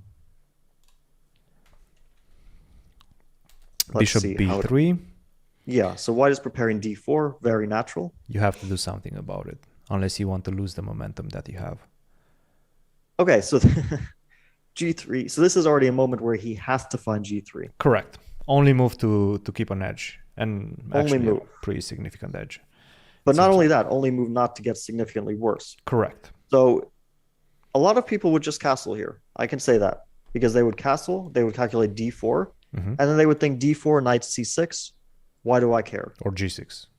Or G6. And then, well, yeah, I was just worried maybe knight F6 is a bit loose, so you wanted to go knight C6, sure. But yeah, I don't know. One of those moves, and then you think, okay, I'll play H4, I'll play H3, G3, and what's wrong with that? A lot of people would think that. So, again, that's G3 is a very strong move. Let's put it that way. H3. And he follows it up with, once again, the only move by the engine, knight F to G4. Castle, which is, once again, a very natural move. Actually, knight F G4, I think, if you play G3, you play knight F G4. You think it's a follow-up? You think yeah, because it's very obvious that H takes G4 loses, right? I mean, you just get mated on the H file. Okay, I'll ask you one question. Why wouldn't you start with castle first, though? Because then D4, and you can't play knight F G4, your knight's hanging. Then you have to play knight EG4, and then white comes in with maybe some queen move, like queen F3. Queen F3, because you definitely want to stop the queen from accessing. Yeah, knight H2. I was thinking maybe white sacked the exchange with queen G3, but E4 is hanging in the end. So queen E2 is the move, and then knight F2. No, correct. Like if after knight G4, queen E2 seems to be the best move. And if you go knight H2 after rook F4, I guess you don't have a good way to attack this. Oh wait, queen E2, knight F2. Why is this different from the game? No, he played knight H2 in the game. And this one is different because the knight can't be on F6. It's a very bad knight on F6. You cannot attack the rook on F4. With the knight from E5, you can attack it with knight G6, which he did in the game. Okay, yeah. So that's the difference. And by the way, after knight to F2, the only move is queen to E3. Which, sure, yeah, I mean, it makes sense if you look at it, if you see it. But from afar, it's not that easy to spot this type of details. Yeah, I can't say, okay, knight F4 is not a difficult decision. It's a move that definitely comes to mind. Although I have to say, one thing which is weird is that this is like, you could have played G3 first, but you played bishop D7. And then rather than following up bishop D7 with the most natural follow-up, which is to castle long, you suddenly out of the blue play G3. So all the way here, yeah? Disconnected. It's usually people think in plans, not in like disconnected moves, but they think, I play this so that I can next play that. But okay, again, nothing out of the realm of possibility. But yeah, very impressive play. Knight FG4, queen to E2. Once again, knight to H2, the only move in the position not to be much worse. Well, this directly wins an exchange, right? Oh, no, it doesn't. No, it doesn't at all. It doesn't. No, it actually doesn't, which is the funny part. Wait, so rook to F4. If you go rook to F4 instead of queen to E3, yeah? Rook to F4, you play rook H7? Or queen G5. I think queen G5 makes much more sense. And queen G5, queen E3, then... queen G5, queen E3, do you suddenly have some kind of... You have rook F6. Rook F6. Oh, yeah, rook F6. That just finishes the game off, yeah. Okay, so that's why Mishra played queen E3 first. Yes. So rook H7. Okay. By the way, at this point, I mean, you look at rook to g6, rook to h7. By the way, rook h7 is not immediately obvious because I agree with that. Yes. Rook g6 certainly comes to mind, and so does knight takes f1. Yeah, rook h7. This is a big decision. Yeah, leaving the knight on h2 like this is a big decision. Yeah, you leave it there. So rook h7. Okay, this is certainly feasible for black. You get rid of the knight, you trade off a bunch of pieces, then you say I have a strong g3 pawn. You mean knight takes f1, right? Yeah, knight f1, queen h6, knight d2, queen d2, long castle. Yes. And you say I have a strong I don't know. Okay, you probably would reject this because you see queen e3 attacking 2 pawns, g3 and a7. Otherwise, you would probably go for this because it looks very... But yeah, okay, rook h7 is definitely not an obvious move. Let's put it that way. Yes, rook h7, rook to f4 is being played. So the point of rook h7 is you need the g6 square for the knight because you need to attack that rook. So you play h4 first. The pawn on f7 protected by the rook. You cement the rook, the pawn on g3, and then you attack the rook, which has nowhere to go. It's an amazing position. The rook can't escape. In an open board, has nowhere to escape knight g6. Nowhere to go. There's no way to stop knight g6. Yeah, this is an astonishing position. d4, knight g6.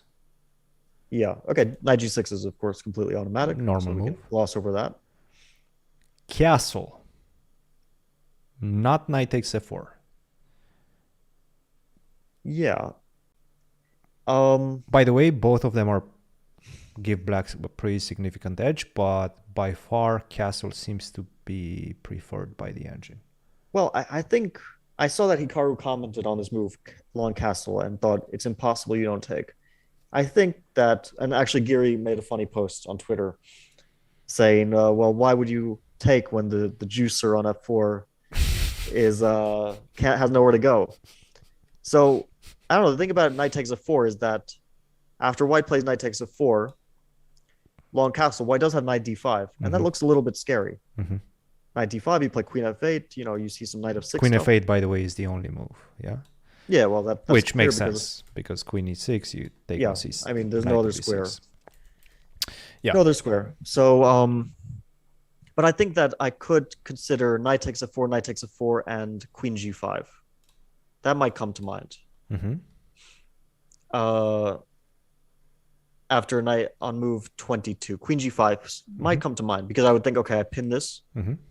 But e5 and knight e4, I'd probably see that and probably get quite concerned about allowing this. So again, long castle, I wouldn't consider this evidence of anything.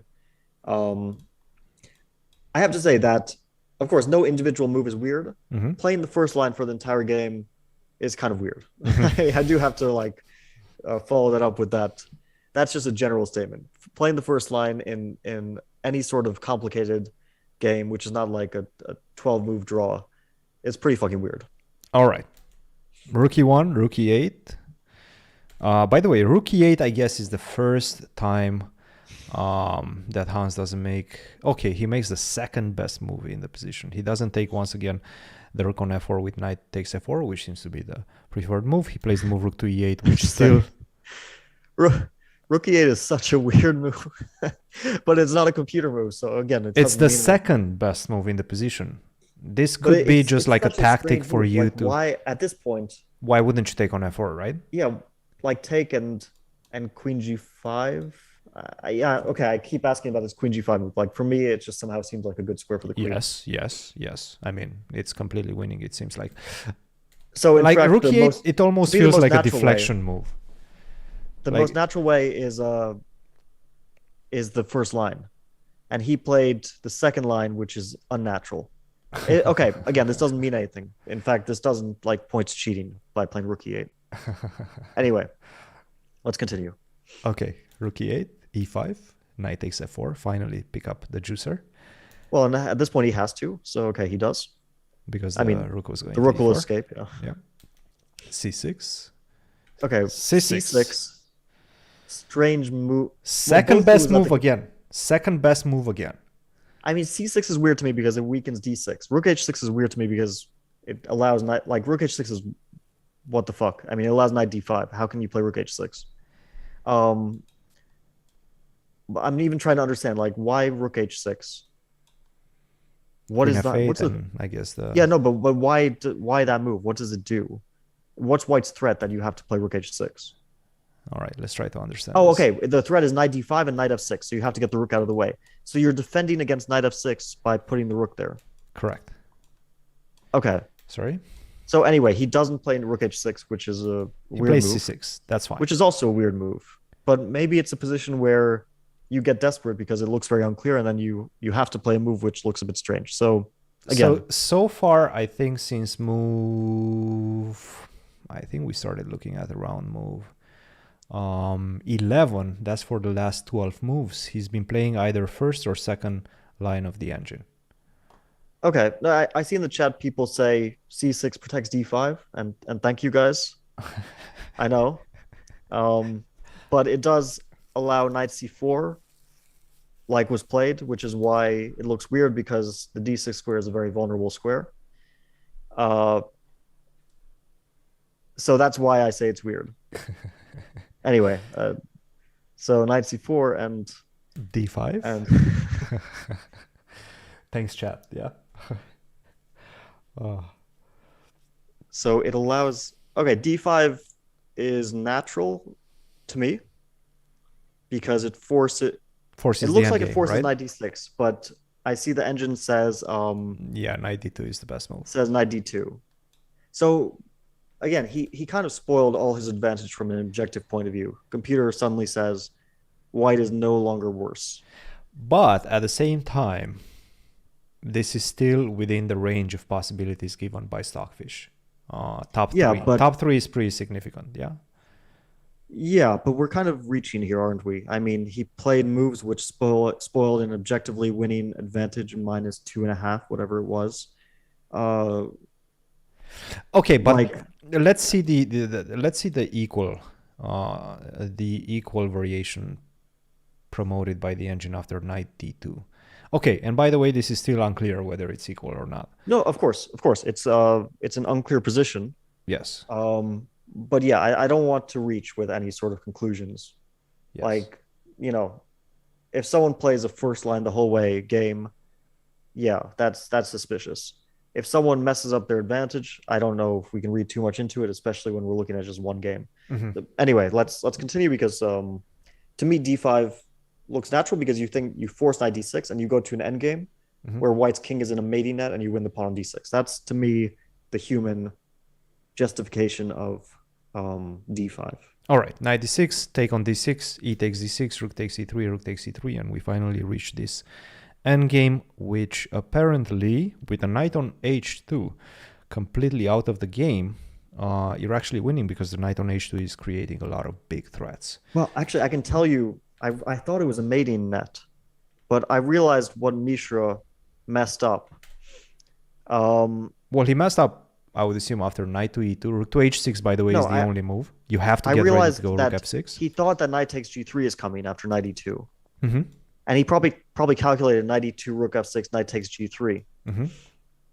Take, rook takes. Mm-hmm. And then if knight goes to f1, suddenly you have rook to g8 and you win the bishop. Yes. So this is what Mishra certainly calculated. And he thought, okay, I'm in a mating net, but I sacrifice my knight, I get out of it.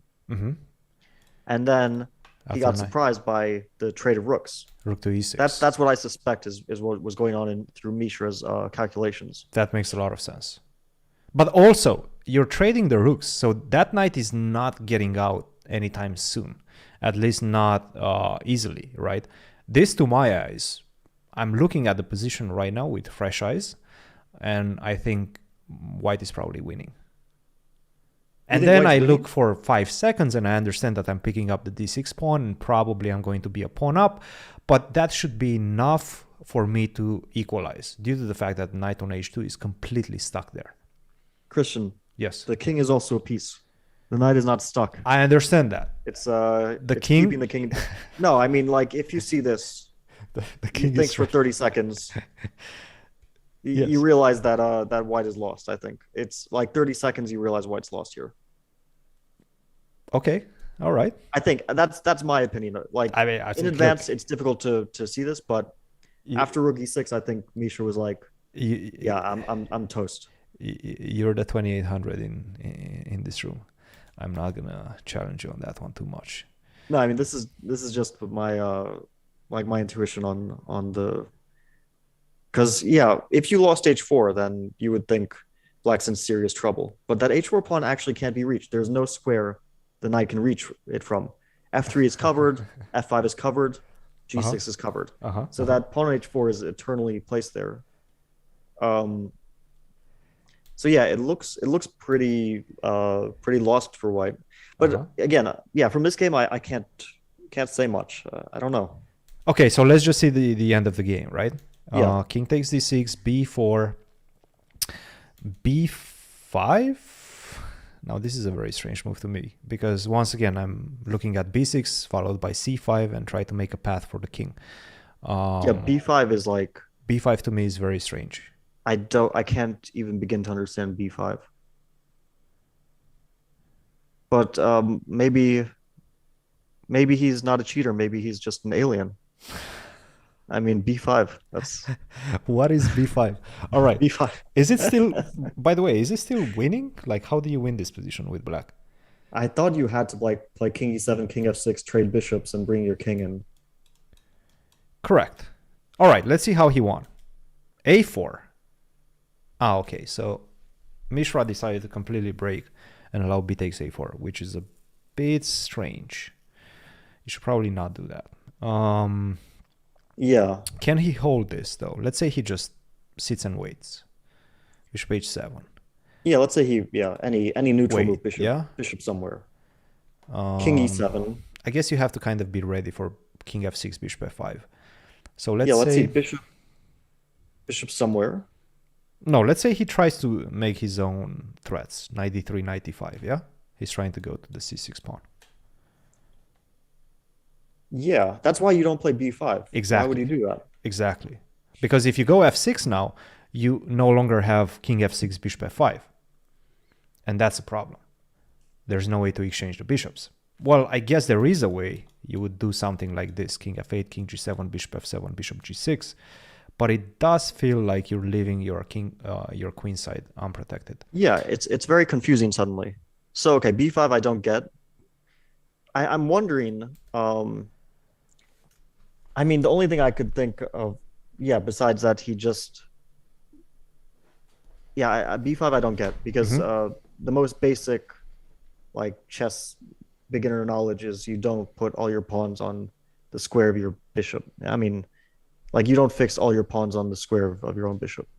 Yeah, b5 doesn't make any sense to me. All right, he followed it up with a4, Mishra that is.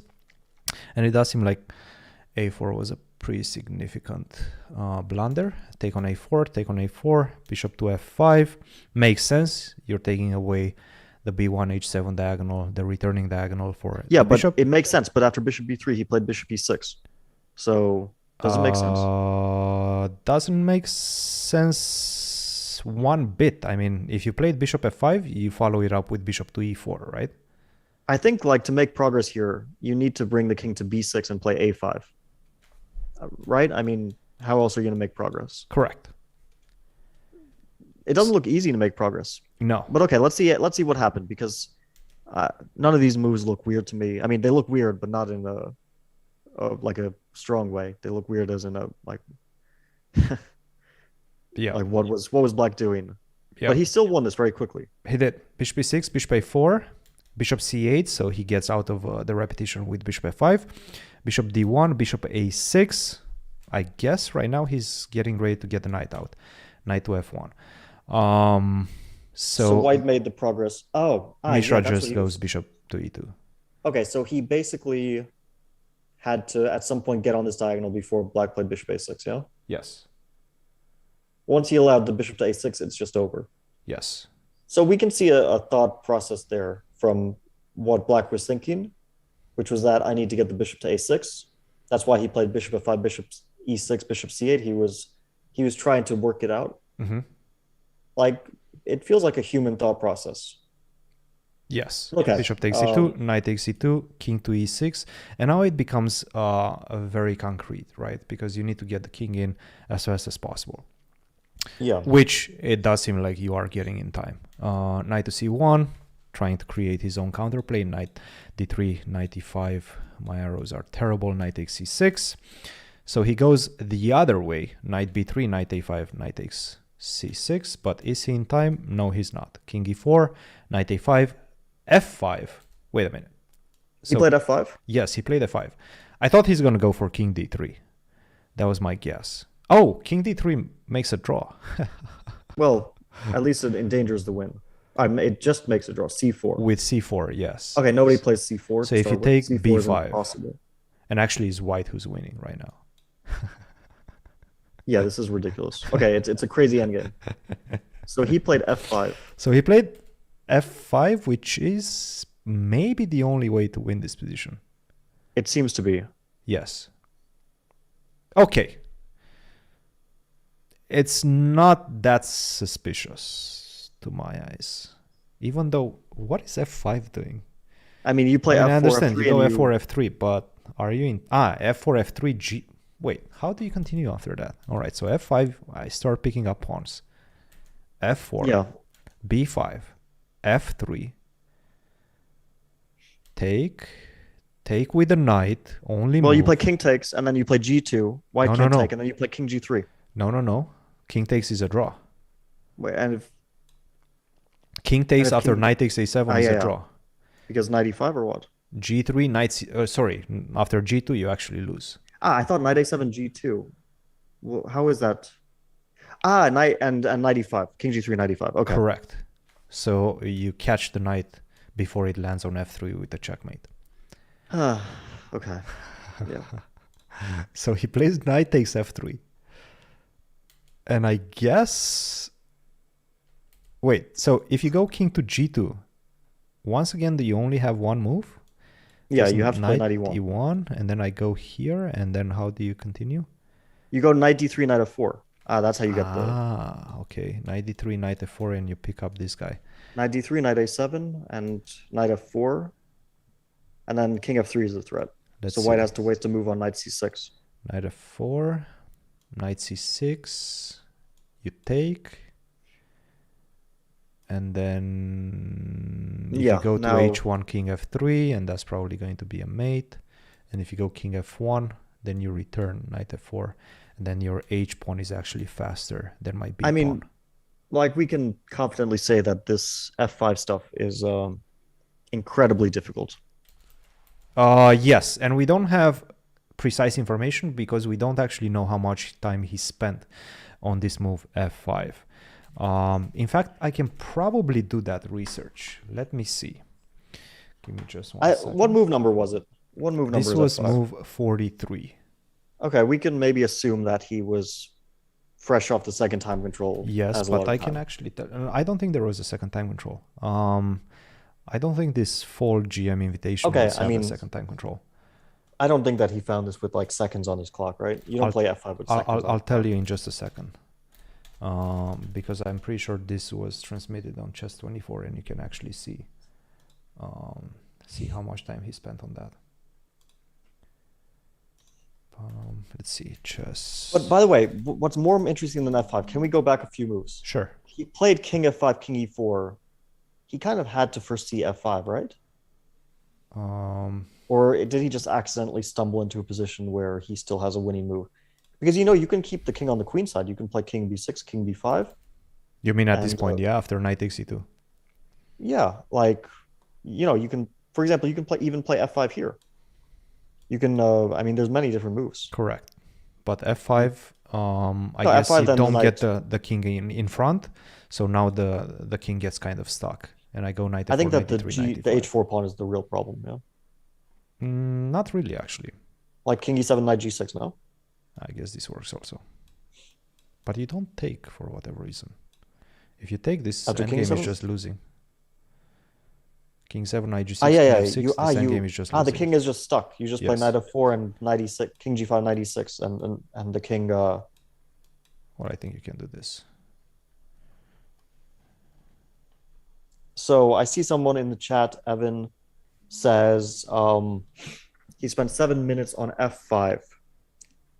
I don't know if that information is 100% reliable, but let's trust Evan on that, I guess. We're trusting Evan. Yeah, 7 minutes. Evan, you didn't just make that up, right? I guess we can definitely. All right, give me just 1 second because I found the game. Move 43. Evan was correct. 6 minutes and 50 seconds spent on the move. F5. He lied to us. It was only 6 minutes and 50 seconds. Evan, why did you lie to us? God damn it, Evan. I thought that we didn't have to ban you. It's over now. So that's true. So about 7 minutes. Yeah. Okay. I mean, it's a move you would think about. 7 minutes is not much time, but honestly, I don't know what to think about this game. It's a strange game, but he is a strange player. He is a strange player. He definitely is a. Maybe it's because I'm not used to like the new generation of chess players. I don't know. What does that even mean? I mean, chess is chess. You have to play good but moves. The young players are different. They do have a different style. They're just different. The young guys are different. Yeah. All right, let's have a look at another game because I really don't know what to think about this one. Another one. You choose. All right, let's see what other ones were interesting from what I saw. I have the Christopher Yoo, Gretarsson. I think the game against Gretarsson. Gretarsson. If I would okay. point to a game that on first watch to me looked weird, I would probably point to this game. Once again, this one is the game between Hans Niemann and Yoo Gretarsson. Yeah. From so the Reykjavik Open 2022. So this is actually a recent game, April this year. Yeah, so Hans at this point is older and undoubtedly stronger and wiser than in the previous games that we saw. So let's turn the engine on for this one because right. Well, actually, I'm using my hard-earned ducats, so we might as well use the engine. Yeah, it's like $2 down the drain there. I'll never financially recover from this one. No, absolutely not. Knight f3, e6, d4. Take, okay. And we're gonna go through the opening phase quite quickly. Stop me where you feel like things are getting murky. And by the way, I think this is still some sort of theory. This is some sort of theory. I mean, to g3 still theoretical knowledge. Yeah, if you play knight c6 and queen d3, you do it because you know the line somewhat. So Hans is in his preparation, and we don't know if Gretarsson is also, but maybe he also is. Who knows? g4 still theory up to this point. This was well known. Bishop to b4. Bishop to d2. Still a lot of games have been played in this position. Castle. e5. This is the first novelty. So this position has been played. Castle is. Can we turn on the engine to see if like? Yes, the engine is on. Up to this point. The engine is on. Sorry. I don't see it. Yes, yeah. I know. Okay, this is why you don't see it. I'm gonna put it here so that everybody can see it. Can you see it now? Yeah. Okay, so let's go back a few moves. Like, let's say g4 was the last, like, obvious move, right? Okay. The last very natural move. Yes. You play g4 because, you know, that's the usual plan. g4, g5, right? Mm-hmm. So let's go back to that point. g4. But this is still theory. Yeah, okay, but theory just means that games were played. It doesn't mean that you analyzed it. Or that, yeah, like nobody analyzes and remembers everything. Absolutely. So okay, g4. All right. And normal so far. I mean, if you don't know g4, I wouldn't say it's a normal move because you allow knight takes e4. You do sack a pawn. Can somebody in the chat actually find this game on Chess24 where it says how many seconds or minutes has been spent on every single move? And okay, so Bodhisattva said he blitzed out g4 for 54 seconds. Okay. We assume that means he knows the line. Correct. Okay, bishop d2, the most natural move by far. Mm-hmm. Because you see d takes e4, knight takes e4. Yes. and you need to stop bishop c3 knight e4 threat somehow. So bishop d2 very natural. Castle short. Okay. Somebody's saying enable super chat. What does that even mean? How do you enable? Do you know how to enable super chat, Fabi? You don't. I take it that you don't. I have no idea. All right. I don't know it either, and I'm not going to do it right now. We'll do it for the next stream. I'm going to do some But we are going to trust our chat. If they tell us the time, we trust it. All right. Bishop to d2, castle. Okay, so castle. e5.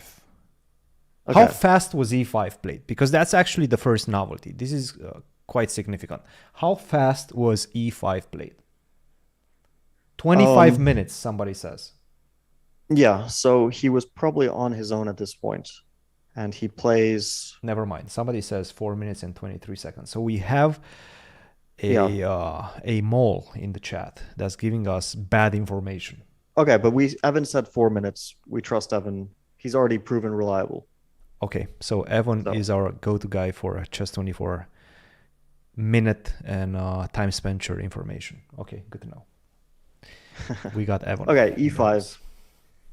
Yeah, I mean, I have to say f3 is a more natural move to me than e5, but again, both moves are possible. I mean, I would hesitate to weaken the structure like this and take away pressure from black center, but yeah, it's a move. I would also think g5 is... No, g5, bishop c3, that's bad. So yeah, e5 or f3, I would probably play f3, but okay, he plays e5. Yes.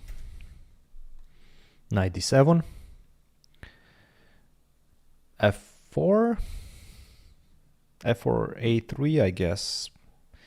Okay, f4 is human, and it's also a decent move, so... I don't think there's a huge difference by any means.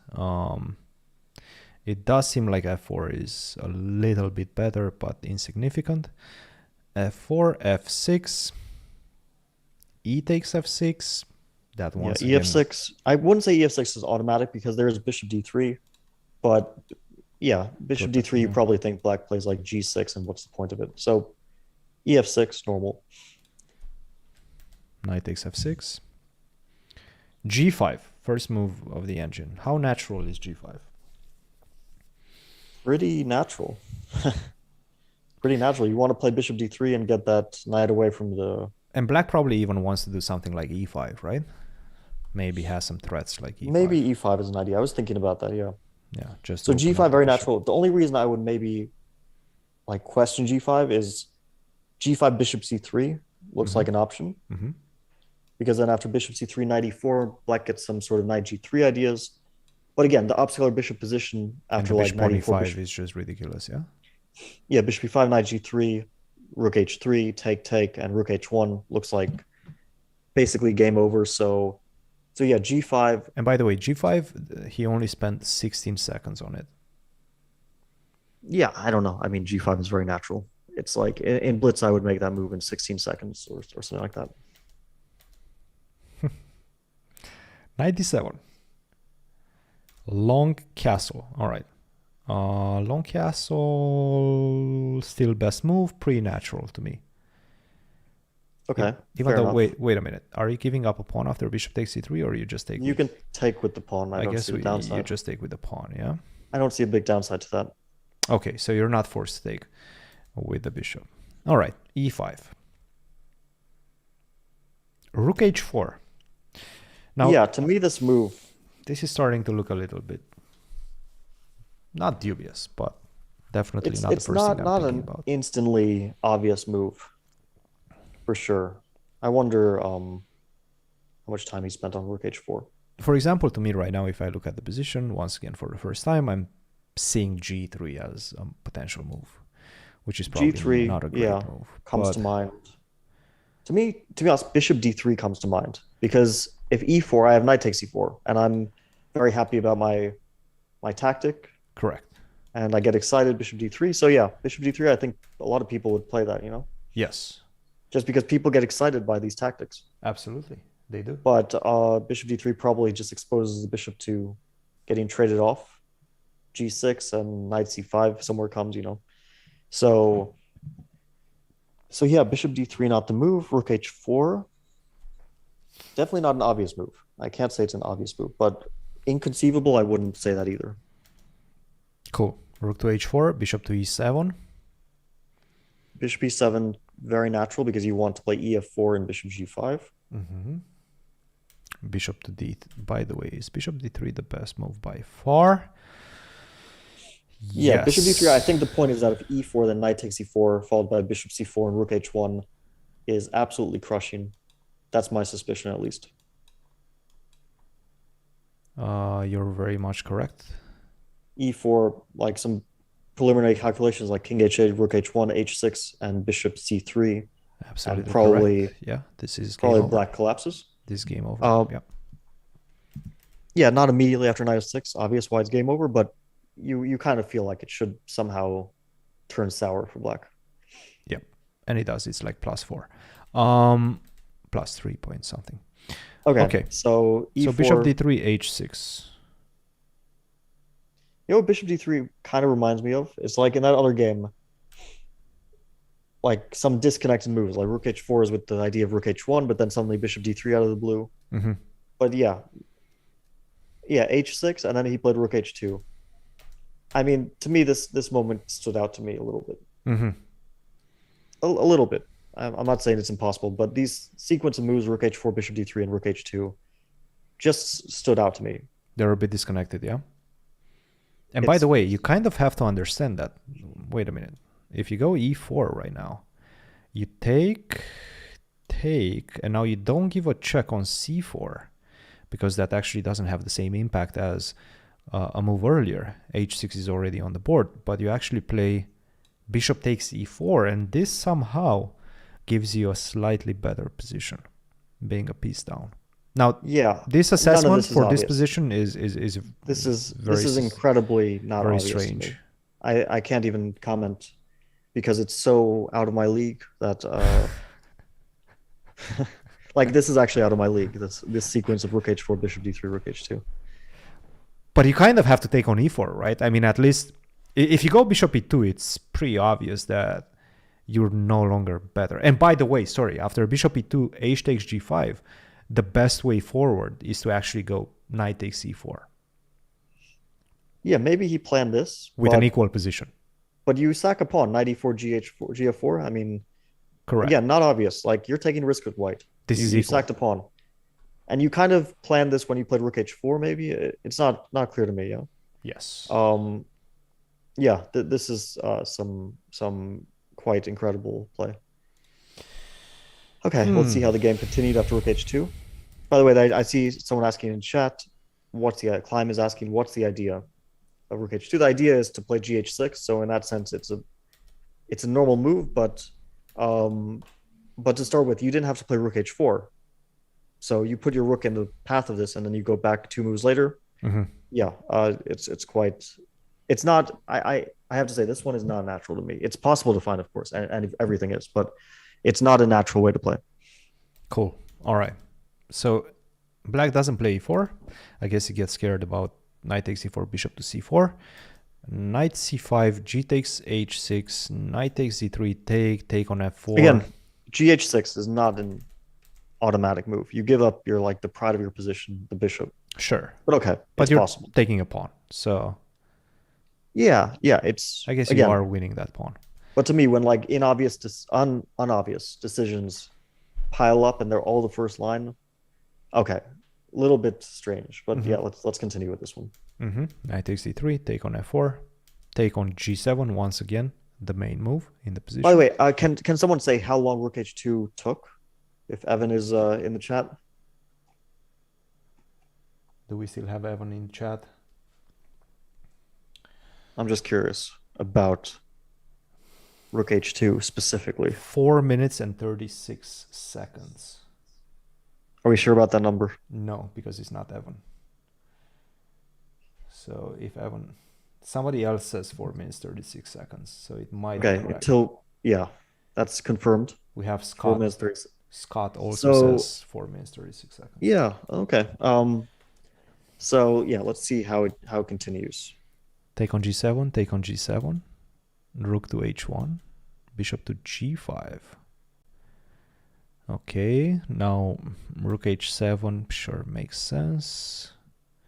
King g6, rook c7. And by the way, rook h7, the only follow-up to actually continue having a better position is to go rook to c7. Yeah, this is why the like gh6 was not obvious to me, because it's clear that white is only better because of some sort of concrete initiative that he has. Like, from a purely positional point of view, black has the two bishops and equal material. Black isn't worse unless some concrete stuff happens, which is what we're seeing. Like rook f6, rook to h8, yeah? Yes. I guess, or no, maybe not even, because rook h8, yeah, rook h8, bishop b7, rook h7. Yes. Like something like this. Yeah, it's not totally elementary stuff, you know. That, so if you go rook h8, take, and bishop b7, yeah? Yeah, and this is equal. So rook c7, bishop e6, and now it's just basically a pawn down, and it doesn't seem like there's much compensation. Rook takes c6, rook f6, rook e1. Yeah, rook e1, okay. Sure. Okay. I mean, you are attacking a piece, so you might as well. Bishop bishop f7. Yeah. Rook takes f6. King takes, sorry, not king takes, bishop takes f6. Knight to e2. Again, okay, it's a move, yeah. It's a move. It's a move, yes. It's a move. It is definitely a move. We can't question knight e2 because it certainly comes to mind as a very, very natural move. Yes. Rook okay, c8, knight e2. King b1, bishop to h4. Okay, now he's already completely winning. Knight takes f4, king to f5, rook f1, natural. King g. But you know, I have to say, yes, from personal experience, these are exactly the types of positions that people mess up constantly. I've had games against, let's say, Levon, yeah, like players who are the best in the world, where they have an advantage like this. I mean, you can like look up my game against Levon from Bilbao 2012. An advantage literally like this, like 2 pawns up, pretty much even a similar material balance, and he didn't win. So winning this position in like you win a pawn and then you win in like 4 moves it's a very impressive skill. Let's put it that way. It's not like everyone has this skill that they get an advantage and then they instantly clean up. And so I just want to put that out there as something. Well, the most difficult, there's a saying, yeah, in chess, the most difficult positions to win are winning positions. Yeah, definitely very impressive. He took it from plus 1.4 in an endgame with limited material to plus 4 in a matter of like 4 moves. So yeah, that's definitely impressive, and he finished it off without much problems. So I see a comment in chat that these are cherry-picked games, and that's true. We didn't personally cherry-pick these games. These are from Yosha Iglesias's video. So we're just looking at the evidence that was presented there. Not evidence, but the games that were presented there. Again, this is all very circumstantial. None of this is evidence of anything. In my mind. Absolutely. None of it is evidence in my mind. But hide the names for ourselves? No, we know who the players are. This is Hans versus Gretarsson. We already discussed this at the beginning of the video. You probably just came to the chat and you're giving bad information. We actually started off with naming the players in this game. Yeah, I mean, well, anyway, once you see the moves, anyone can check who the players are. So there's no point in hiding players because all of this is public information. These are all in databases. And like from what I thought, like the first 2 games didn't see anything extraordinary. This game to me is quite extraordinary. Like it's either the game of a genius, this one, or something fishy. I mean, it's one of the two. This is a very impressive game in my mind. It's just an incredible game. I mean, to win so flawlessly without any mistakes against a strong opponent with like not entirely natural play in a complicated position, I would be so proud of this game against any player.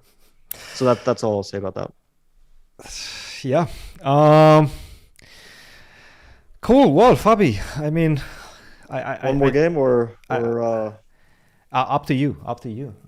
Let's just check out one more. You guys won one more game. I think they definitely won one more game. It seems like.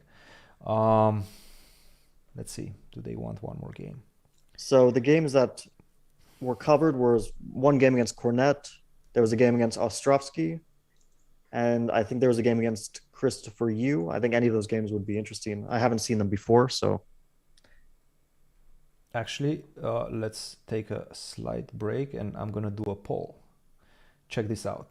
Check the producing capabilities versus you. Wait, add option. You. Who else? There was Ostrovsky, and there was Ostrovsky. Cornet. And Cornet. I think the Cornet game was the one that like got Yosha personally involved because she's French, he's French, and I assume that they're sort of friends or something, and like maybe that's the reason that she got alerted to this or made a video. So I don't know, but I haven't seen the games besides a very cursory glance, so I don't know much about them. All right, I just created a poll. Which game to analyze next? Versus Cornet, versus Christopher Yoo, or versus Ostrovsky? Let's see. Right now, Cornet seems to be winning. And by the way, my ducats are flying away from my account. Okay, because you're using like the strongest engine you could. No, no, I'm not. I'm using like a 35 cents one. Yeah, why 35? I mean, use okay. They're your ducats. They are my ducats. That's true. That's true. Cornet. For how long should we leave it on? 730 votes. We're gonna leave it up until 1,000 votes. And then I'm going to end the poll.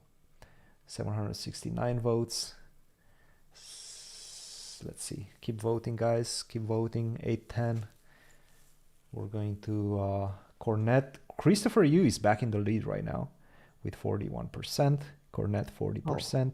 877. I'm a fan of Christopher. I mean, let's give a shout out to our boy who played this online tournament, this Julius Bayer tournament. And he did well. Did well. He had a close match against Aragaisi, I think it was, right? Mm-hmm. It was very close. 1,000. He almost won. Almost won that match. 3 votes, 44% for Christopher Yoo, 39 for Cornet. So Christopher Yoo is the winner. All right, let's check Christopher. Let's get Christopher's game. Boom, boom, boom. Oh my goodness, this is a 22 move victory. All right, so we can impressive breeze through this one. All right, turn on the engine. All right. By the way, Hans is with the black pieces. Christopher Yoo with the white pieces. Very decent at that point international master. Both of them playing for a grandmaster norm at the Marshall Chess Club. Bishop b5, knight f6, d4, e takes d4, castle, a6, bishop to a4. I would assume this is by far still theory. d6, bishop. Okay, I remember. Yeah, I don't remember much theory about this one, to be honest. I don't know. D6 is crazy. I mean, what is D6? Let me check. Like, I don't know. Is it impossible to play knight takes e4? Not being... This is pretty significant theory still. Or D6 is not a move, right? There's no way. D6 is definitely a move. No, I mean, it's not like a... It's not the main line by any means. No. Like bishop e7 maybe is normal? Bishop e7 is by far... the main line, yes. Okay, so yeah, bishop e7. Okay, d6. What I wouldn't play this move, but I mean, to me, bishop e7 is by far the most natural. Yeah, d6 already gives white the advantage. And by the way, let me just pull the engine up because I think you guys cannot see it. All right, there you go. Now you should be able to see it. Yes, so d6 gives white the advantage. Bishop takes c6, knight takes d4 is preferred by the engine. Take on c6, knight takes d4. I think when you play d6, you kind of know that you're probably a bit worse after this. Yes. Okay, here I think we transpose to some sort of Steinitz deferred line. Like it definitely definitely transposes somewhere big, because A lot of games have been played in this position. This is a big. I remember the c5, knight c6, queen e7, knight a5. I think I even played this position with white. Close to 200 games, and let's check. Not this particular position, but I guess maybe by transposition you played it at some point. Yeah, maybe. So okay, bishop d7, queen f3, c5. C5 a bit weird to provoke knight f5. Not clear why. You could play bishop e7. I mean, but okay, c5. It's one of the normal moves, I guess. Knight f5. Yeah, I mean, it looks scary to allow knight f5, but okay. h6. Not among the cluster of top engine moves, just to point that out. I think it was falling outside of the top 3 once we let the engine run a little bit. h6. It's weird because it's both completely inhuman to not develop any pieces, and also not very computer-like, I guess, because the computer doesn't seem to like it. So it's kind of like gives credence to that theory that Hans is just a strange player who makes strange decisions. I don't know. Like, to me, c5, h6, you don't develop anything, kings in the center, kind of crazy stuff. But, you know, people sometimes do play crazy moves. Rook to e1, bishop c6. Nothing outside of the ordinary. Queen to c3. It does feel like, if you look at the position right now, it does feel like white is one move away from breaking through and just completely murdering black. No, I mean, white is. If you play e5 here, if it was white's move, e5 resigns. I mean, you can't defend. It's over, yeah. So, okay, queen d7, very, very natural, very logical. Defense? Try to... Yeah, to me, queen c3 was a rather strange move because, the knight belongs on c3, not the queen. So probably queen d3 was, and this was, by the way, Christopher's move, not Hans's. Once again, Christopher's playing white, Hans black. Yeah, Christopher's white. It feels like Christopher had some sort of concrete reason why he played this queen c3 move, probably calculated something, but again, we don't really care so much about Christopher's decisions. We're more focusing on black's decisions and moves. Queen d7, normal move, f3. Long castle. Yeah, maybe he wanted like e5 here, and then he realized that black can play e5, knight e4. I don't know. Wait, what? Like, maybe after queen e7, he was planning e5, and then he saw that knight e4 is a move. You mean after queen d7, e5? Yeah. Instead of f3.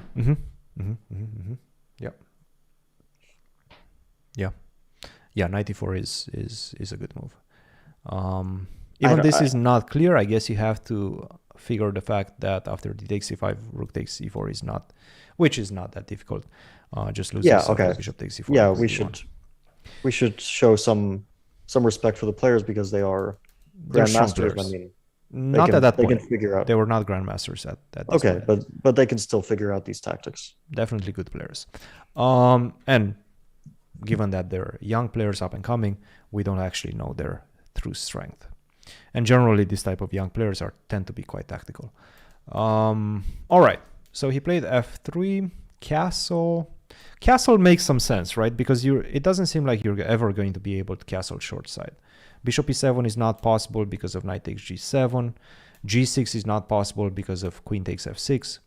So but to me, like, castle is just an only move. I mean, only move, yeah. Just name me another move that makes even a tiny bit of sense besides long castle. Yeah. No, castle makes a lot of sense. Black has no active moves. His only plan is long castle, d5. That's it. It's the only plan he has. Yeah. So okay, he castles long. He plays d5 next move. This is normal. Bishop takes h6. Yeah, Christopher went ambitious. Bishop h6. A greedy lad. Greedy young lad. All right. D5, best move. Yeah, and actually, Christopher is already in trouble now. I mean, yeah, d5 feels pretty natural as well to me. I would only think like d5, bishop g7 is the only question. Otherwise, you just play d5. Mhm. The only thing you think about is bishop takes g7. Which he did. Well, what other move does white have? I mean, d takes e4 is a huge threat. So is d4. So, Yep. So you take d4 take, and take. then take on h6 because the knight on f6 is no longer attacked. Bishop takes g7, take, take. You have to calculate everything. D takes e4 and the knight is not coming. Wait. Sorry, which move? So d takes e4 and that's a piece sacrifice, the best move by far. But after queen takes f6, take on f3. Yeah, I don't know. Like d4 is not obvious to me. Not obvious to me. Why is the attack successful right now? Well, I suspect that rook You have rook dg8. takes h2 at some point, yeah. So if you go Well, let's queen just f5, for make a example. neutral move for white. Knight c3. No, Let's but say queen knight f5 is something that. No, you but have let's to say calculate. like what's black's threat? So we play knight c3 to figure out black's threat. Queen d2. Queen d2. Okay. Yeah, that's what I was kind of thinking. That queen d2 would be pretty devastating. But it's if not obvious, right? I mean, I understand you see it, but from afar, do you see it that easily? No. This d takes e4 is not obvious to me. So Evan says 41 seconds on d takes e4. 41 seconds. That's ridiculous. That to my eyes Yeah. is ridiculous because you have other moves. Let's look at that position. Let's just see. Okay, what are moves? So d4, queen c5 looks a bit bad. Queen d6, e5, probably figure out that's bad. Mhm. Rook h6, possible. But then knight f5, probably. So what are we saying? That d takes e4 is absolutely forced? No. Well, But knight h5. okay, even if it's forced, you don't play it in 41 seconds, do you? Yeah, and by the way, knight h5 does not look bad to me. You take, and then you just develop. Okay, you're down 2 pawns, but on the other hand, you have the h and g files for your rooks. Yeah, knight h5. I mean, knight Not h5 impossible. is slightly better for white, and I would assume you're still having to deal with a tremendous attack coming on the king side. So it's not obvious. Like knight d2, for example, is the only move in the position to actually maintain some sort of an edge. And after rook g8, knight f1, I would assume once again only move, or at least close to only move to maintain an edge. And then you Yeah, have I to, mean- there's a lot of things hanging, right, in white's position as well. Like everything is pointing towards the white king. It should be calculated, right? At least. Yeah, for sure. I mean, okay, this position is unclear. To start with, white could just be losing here after queen h3. It's not inconceivable that queen h3 and you lose, right? Correct. So yeah, d takes e4 in 41 seconds, if that's indeed the correct time. Little bit. Okay, again, we I don't think we checked this ourselves, but we trust the chat wouldn't lie to us. That's actually a very... I mean, yeah, we shouldn't like. I don't think we should trust the chat too much, but let's assume we're going to trust I mean, the chat. Evan this hasn't time. lied to us yet. Was that On the other Evan hand, that said it? we shouldn't. Yeah, just take this with a caveat that Okay, we don't want to like look, if Evan make said false it, accusations. I But trust it. but yeah, d takes e4. It's not a decision I would make in 41 seconds unless I had, 1 minute and out of pure necessity, I had to make a decision in 41 seconds. Yeah. So I see a question in chat. Interesting. What if he spent 10 minutes on the previous moves and already calculated this? Yeah, it's possible, but the previous moves were all kind of natural, so I think you would still hesitate at this point. Mm. I think I would hesitate. It wouldn't come very naturally to me. Yeah. But okay. To me, let's for see 41 seconds to me is insane. Completely insane. Like I would not take this type of decisions in 41 seconds. Give me a few minutes and maybe I play d takes e4, but 41 seconds is completely insane. Queen takes f6, e takes f3. I mean, first of all, after queen to f5, here just trying to exchange the queens, you have to understand that both rook dg8 and rook hg8 are just like much better for black. Okay. Yeah. Okay. I Okay. think you kind of realize this quickly, but maybe you don't realize it in 41 seconds, 4 moves in advance. But at this point, once you see Rook D8, the knight is just trapped on G7. So, but still, I would count because, like, for example, Rook DG8, Queen D7, Bishop D7, Knight D2. But no, Rook DG8, I go Rook E8. And you have to assess this endgame now. No, but Rook also Rook takes DG8. I'm just like Queen takes D7. Yes. And actually, I don't think it's Bishop D7. I think it's King D7, Correct. which is not obvious because Bishop D7 looks like it traps the knight. Correct. But the bishop needs to be on C6 to protect that F3 pawn. Precisely. And then you're allowing your king on D7 to be potentially checked after knight C3, Rook D1. So there's things to calculate, right? That's all I'm saying. Like, probably you look at the position and you start assessing it, and it takes you a couple of minutes to understand that, yes, indeed, you are better at this point with black. But you have to calculate. Yeah. So apparently he didn't spend much time on this game as a whole. It was basically blitzed out the entire game. Okay, I don't know. This is so circumstantial. I can't even begin to say how little weight this really should have. Like, I don't think people should be putting weight into this. That being said, to me, it does strike me as very odd. I mean, you've played Christopher Yoo. No, I actually haven't.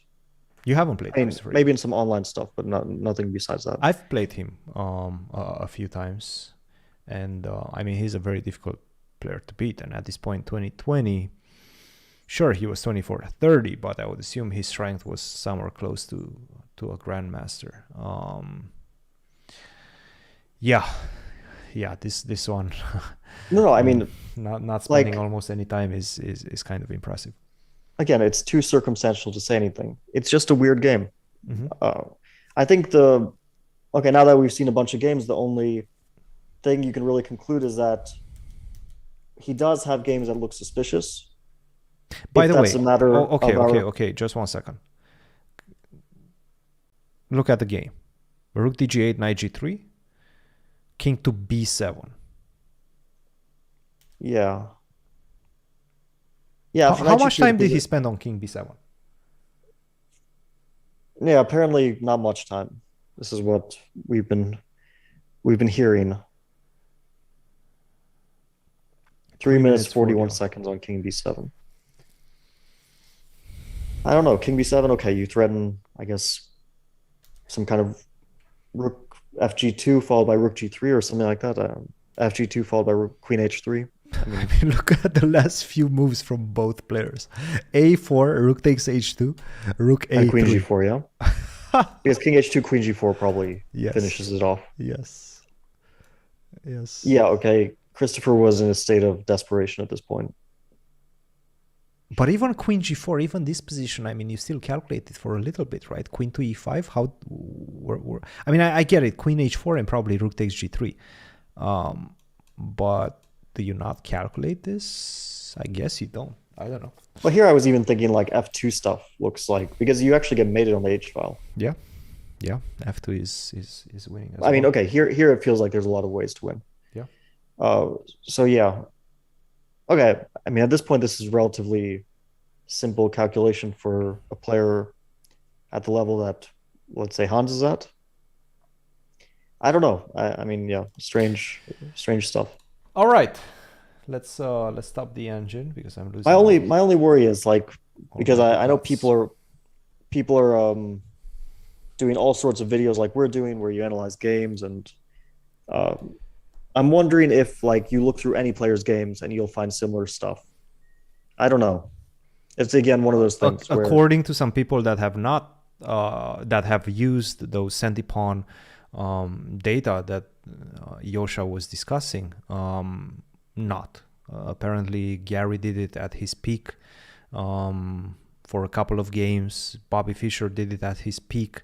Now take that with a grain of salt because we're not statisticians and we don't know precisely what the data shows. But according to, let's say, the pundits up to this point, he's definitely an outlier. Well, okay, so one disclaimer about Yosha's analysis. I don't think that she is at all a mathematician or statistician or anything. So she's a chess player, but all the other stuff I mean, she said this, yeah, that she's not qualified in any sort of statistical analysis. So that part I would definitely discount. That being said, chess.com, also has their suspicions about him as a player based on some statistical analysis. So there's maybe some weight to that. We presented what we thought are a bunch of views, a bunch of games. We analyzed it with our own eyes as well as with the engines, and we're going to let you make your own decisions, I guess. Yeah, I think we should leave it at that. Nothing conclusive, but yeah. Excellent. All right. Well, Fabi, I think that's kind of ends our stream. But before we go, I do want to ask you, this thing, chess boxing, is getting pretty big nowadays. Who would you like to fight? I've never boxed. I think I would probably have a good shot against Anish. Anish. Okay. All right. Yeah. I mean, my weight class is I'm at like 132 now. So it's I think he's probably the only one in my weight class. 132, he's probably around 150, 155 if I had no to guess. Way. Anish is like, you think he's less than that? No. He's 135 or less. Really? Oh wow. Yeah. I mean, like, he's tall, but he's definitely skinnier than I am. So he's okay. I'd fight Anish, but I don't know. I mean, I don't really want to box. Yeah. I was just like thinking of who would be like a good fight. I think like Grishuk against Magnus. That would be a good one. No, but Grishuk is actually pretty athletic, I think. He actually goes to the gym. He packs a punch. I mean, I can see Grishuk packing a punch for sure. Yeah. I'm sure that he has like some solid strength, but he's also a smoker. So he might get winded. I mean, Magnus is more of a... He's definitely more athletic. He's definitely more health conscious, I think. Yeah. Yeah, but he has the reach on Magnus for sure. That's a big problem. He's like probably like 3-4 inches taller than Magnus. Maybe not that much, but something like that. I think 3-4 inches is about right. I mean, Grishuk is like 6'3", 6'4", I think. Yeah, he's quite tall, so he definitely has the reach, but the cardio might be an issue for him. I'm sure we'll elaborate on those type of discussions later on. Guys, thanks a lot. We did enjoy ourselves. At least I'm speaking for myself. I did enjoy the stream. And we do have a podcast coming up on Thursday. Thursday is usually when the podcasts are dropping on channel with Hikaru. So that should be a fun one. I think we'll also do something tomorrow. Yeah, we have on in-depth interview with Hikaru coming on Thursday, but tomorrow I think we'll do something for the Title Tuesday, right? Oh yeah. You're playing Title Tuesday in the morning. Yeah, we'll probably do a live. So the thing with Hikaru is recorded interview, but we'll probably do a live thing tomorrow because I did something bad. I did something that hurt a friend. I made a promise to Eric Rosen, and I broke that promise. That is a very heartfelt message. I need to make up for that. So we'll do something tomorrow. Excellent. We'll leave it at that, and we'll be back tomorrow. Same time, same place. If you haven't already, make sure you like and subscribe to the channel and ring the bell, because once you ring the bell, you actually get notifications whenever we go live. So thanks a lot, everybody. Thanks a lot, Fabi. And I'll see you guys tomorrow, I guess. Cheers. Bye.